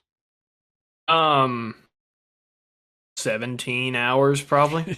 Yeah. That'd be insane. I don't have stamina on a bike. I think I have better stamina on the ground than on a bike. No, I think I would definitely take the bike though. I don't understand the gears on a bike. I'm gonna be honest. You could learn the tiniest gear and it would take no effort and you'd be done way faster. Fair enough. Okay. Also, do I have to ride one of those stupid ass road bikes? No. With the skinny ass wheels and the fucking tight ass clothes. You can ride a BMX if you really want. No, that wouldn't be fun. I would look cool as shit on my mongoose. You might want the tight clothes so that you're not chafed up. Yeah, that's true. Tight clothes help you not chafe. I would be investing in nipple covers. You get the biker shorts with the padded crotch. Nah, that's weird. That's gay. I'll say it. Yeah, no. That actually sounds phenomenal though. What do you mean? Why? Why would you want that? It's just more restricting. Yeah, but you're on a bike. So a crotch padding? I don't know. For biking? It'd be like right because like, bro, literally just if you're sitting down on it for a while, like a real ass cyclist, do they sit for like extended periods of time on the bike? Yeah. Okay. I just feel like every time I watch any bit of cycling, seats really high up, so even when they have like a little support. Yeah. So when they're standing, that makes sense. It's right there. Okay. All right. Listen, if I have taint padding, it's cutting it down from like 17 to like 13. A 4-hour difference because between your balls and your asshole is padded. Yeah, he'd be more. I would not underestimate that feeling. He'd be more smooth. You know what they say. Can I do this on a Peloton? No. I need to be able to like watch a podcast. Yeah, you can do it outside though, on a Peloton. All right. The bike might overheat though. Yeah, that's true. How long do you think it would take you to learn how to ride a unicycle? Too long. I'm a top-heavy human being. I think Luke. I have no balance. No balance. I did know that. Oh, I have a fear of falling. I wouldn't even want to try. I think you give me a week, I could do it. I think I've talked about this before, but I don't have a fear of heights. I have a fear of falling. You have talked about this. Yeah. Luke, you don't think you can do it? Yeah. If you gave me a week in adequate practice, I probably could, but it'd be hard. I think I could get it in a week. Yeah. Like no work, no like. You know how many times I've tried to learn how to juggle? You can't juggle? No, I can't juggle. So I don't think I could. I don't think I could ride a U-cycle. And like people do both of those things. They're in the closet at the same time. Yeah, people do those things at the same time at the circus. Insane. That's crazy. There's people that jump rope on a unicycle. That's stupid. You're dumb. That's insane. I don't care. You know what's way cooler than that? The lady that does all the Warriors halftime shows with the bowls. Oh yeah. What's her name? Spinning the bowls. And everything. Is that Red Panda? Is that what they call her? I think. Yeah. Never seen that. No way. You got to look it up. I think she was on like America's Got Talent. It's awesome. She like spins like a ton of way cooler on, than like, juggling. It's awesome. Yeah. Wow. Way cooler than juggling. Next one. Can you play an instrument? And if not, nope. What instrument do you wish you could play? Is mayonnaise an instrument? I don't like mayo. If I wish, okay, so I can't play an instrument. I'll go ahead and say that. If I could, I'd like to play the pedal steel. That shit's so sick to me. Pedal steel. Yeah, it's like the guitar that's a table. You know what I'm talking about? Oh, it's used in a lot of like country music. But that shit always looks so cool. I'm just gonna have to go basic here. I would want to be able to shred a guitar, but also be able to play like an acoustic guitar, and honestly, bass guitar as well. I don't know if we can throw all those. You want to be a jack of all trades. If I could play one instrument, let me play all the all the guitars. Guitars. Yeah. Well, I mean, I feel like if you knew you probably guitar, but you're definitely better at others. Yeah. You could figure out the other ones. But it's also like, could a trumpet player play a tuba, or like could they play a clarinet? I don't know. No, clarinet's not the same thing. Does anyone know any band nerds? Our parents. Oh yeah. And I have eliminated all the band nerds. That is true. Yeah. I don't think he could play like a saxophone. Those are pretty similar. Saxophone's got a lot more things. A lot more buttons. Yeah. Which I guess we also know somebody that we could ask valves? about that. Is that what they're called? Frank played the saxophone. Yeah. Are they called valves? What are they called? Fuck if I know. I ain't a nerd. Little things on a saxophone? I do not know. I told Colin he should learn how to play the saxophone. The gibbets. Colin's like learning how to play the guitar, isn't he? Yeah, he knows. He has a guitar. Yeah, he's actually decent at it. I think that's scary. Any other instruments? Those vocals with that guitar, man. Colin's what are those things they had in the music classes? Boom whackers? They're like different lengths were different pitches. Yeah, Nathan can play the recorder through his nose and play Hot Cross Buns. That's the only song I know. Nice. Yeah. All right, last one. This one's an interesting one and a thinker. Okay. 100-yard dash. Okay. Luke, me, you, Colin. I'm coming third. But Luke starts at the end zone line. Oh. I start at the 5. You start at the 10, and Colin starts at the 20. I need a way bigger lead than 5 yards. Okay, you can be at the 15. Colin will be at the 20. Luke, how well do you trust your speed? And doesn't matter. I got it. 10 yards isn't enough for me to clear. I got it. I think Luke would still get me. No, I do. I think Luke would beat me and Colin. I'm rapid, but I think Luke's just got me from literally doing that exact thing for a sport. Yeah. So many years. I have lost so much speed since, I don't train like cardio anymore, but I think I could still, for just one time, I could do that. I think I have a good 10-yard split, and then I fall off. It's like I played Ultimate, so it was just like both. But like I played Ultimate, so it's like it was a lot of like quick, like stop, move, but like I wasn't going far. Yeah. So it was like a little bit different, and like there was not a lot of opportunities in Ultimate, especially because I was more of a thrower or like a handler, whatever the hell they call it. All right. I was much more like back at the back of the play trying to throw downfield rather than like making runs, because like that's just not, I was not fast enough to do that. Yeah, he was handling and not doing the runs. All right. All right. G Diddy. What? Oh my God! Happy birthday, Nathan! I got you $1,000 of baby oil. You didn't get them from Costco. They don't sell it. Nope, got it from Amazon. And then I said, they didn't send the hardware. They didn't send the lids. All right, Luke. Since you would win, Jalen starts at the 20, but he has to go back to the end zone that you started at and then go. Does he beat Doesn't you? even matter. He's kicking your ass, bro. You literally have a 20-yard, or technically a 40-yard head start in a way. Yeah. I would love to see. That would be one of those where, like, I would see Jalen run past me, and I would probably start laughing because I know I'm cooked, and then I just definitely wouldn't be able to do anything. Yeah, it was see, like the bowling clip when he first got to UGA and the football players were doing a relay race, and Matthew Bowling subbed in on the last leg and absolutely destroyed the runner for Georgia. No, like Luke, like if you started at the end zone and Jalen started at the 20, had to come back to you, he would meet you at the 5, and then he would pass you at the 10. Yeah, exactly. Yeah. What if we started exactly what would happen? You think you got him if he starts at the 30 and goes back? 130 yards is a lot to run, though. Yeah, but he is. I know, but how often? But how often is he running 130 full speed?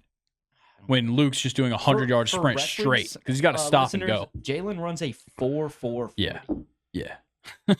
On hardwood floors. Yeah, we saw him doing it on hardwood floors. Indoors with normal shoes on. Yeah. It's ridiculous. Fast. Yeah. He would see like my back, like as soon as he made it to the end zone, he would turn around, right? He would see my back and it would just light up. He'd be like, I gotta catch this guy. Jalen might have time to done. change out of his cleats before we finish. Yeah, he might tie his shoes before you start. He'll have his Crocs on at that point. All right, that's all the questions. Is it? Yeah. Okay. 6 questions every week. Yeah, I know. Well, it always sneaks up on me when I'm not actually the one reading them.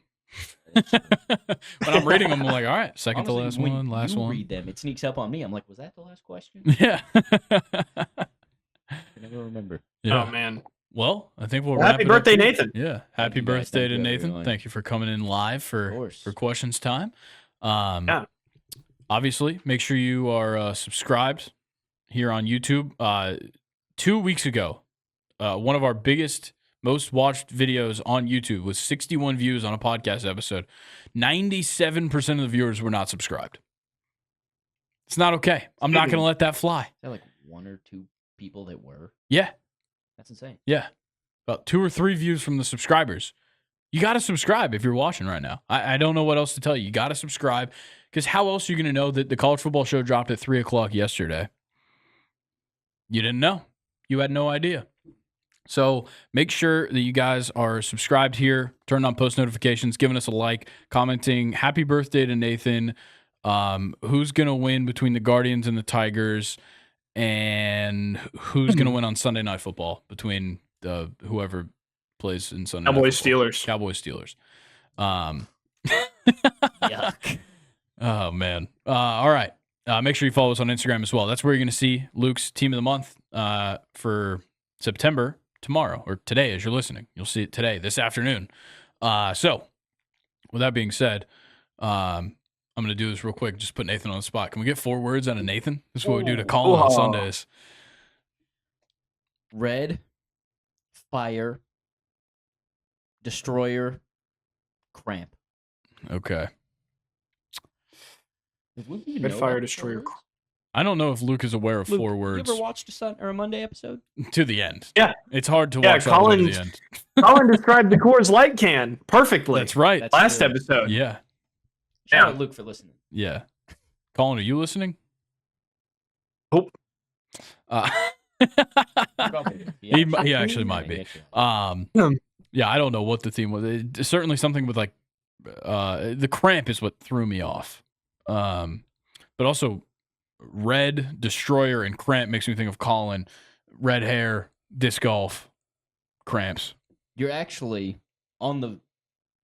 you're basically right. This morning I went and played disc golf with Colin. No.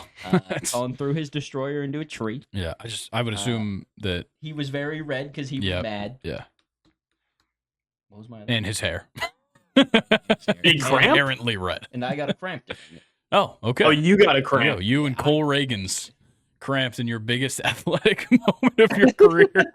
Monkeys never cramps. It's true, but you don't eat bananas, nor mustard or pickle juice. No. All 3 of the common things that which is why they do. Okay.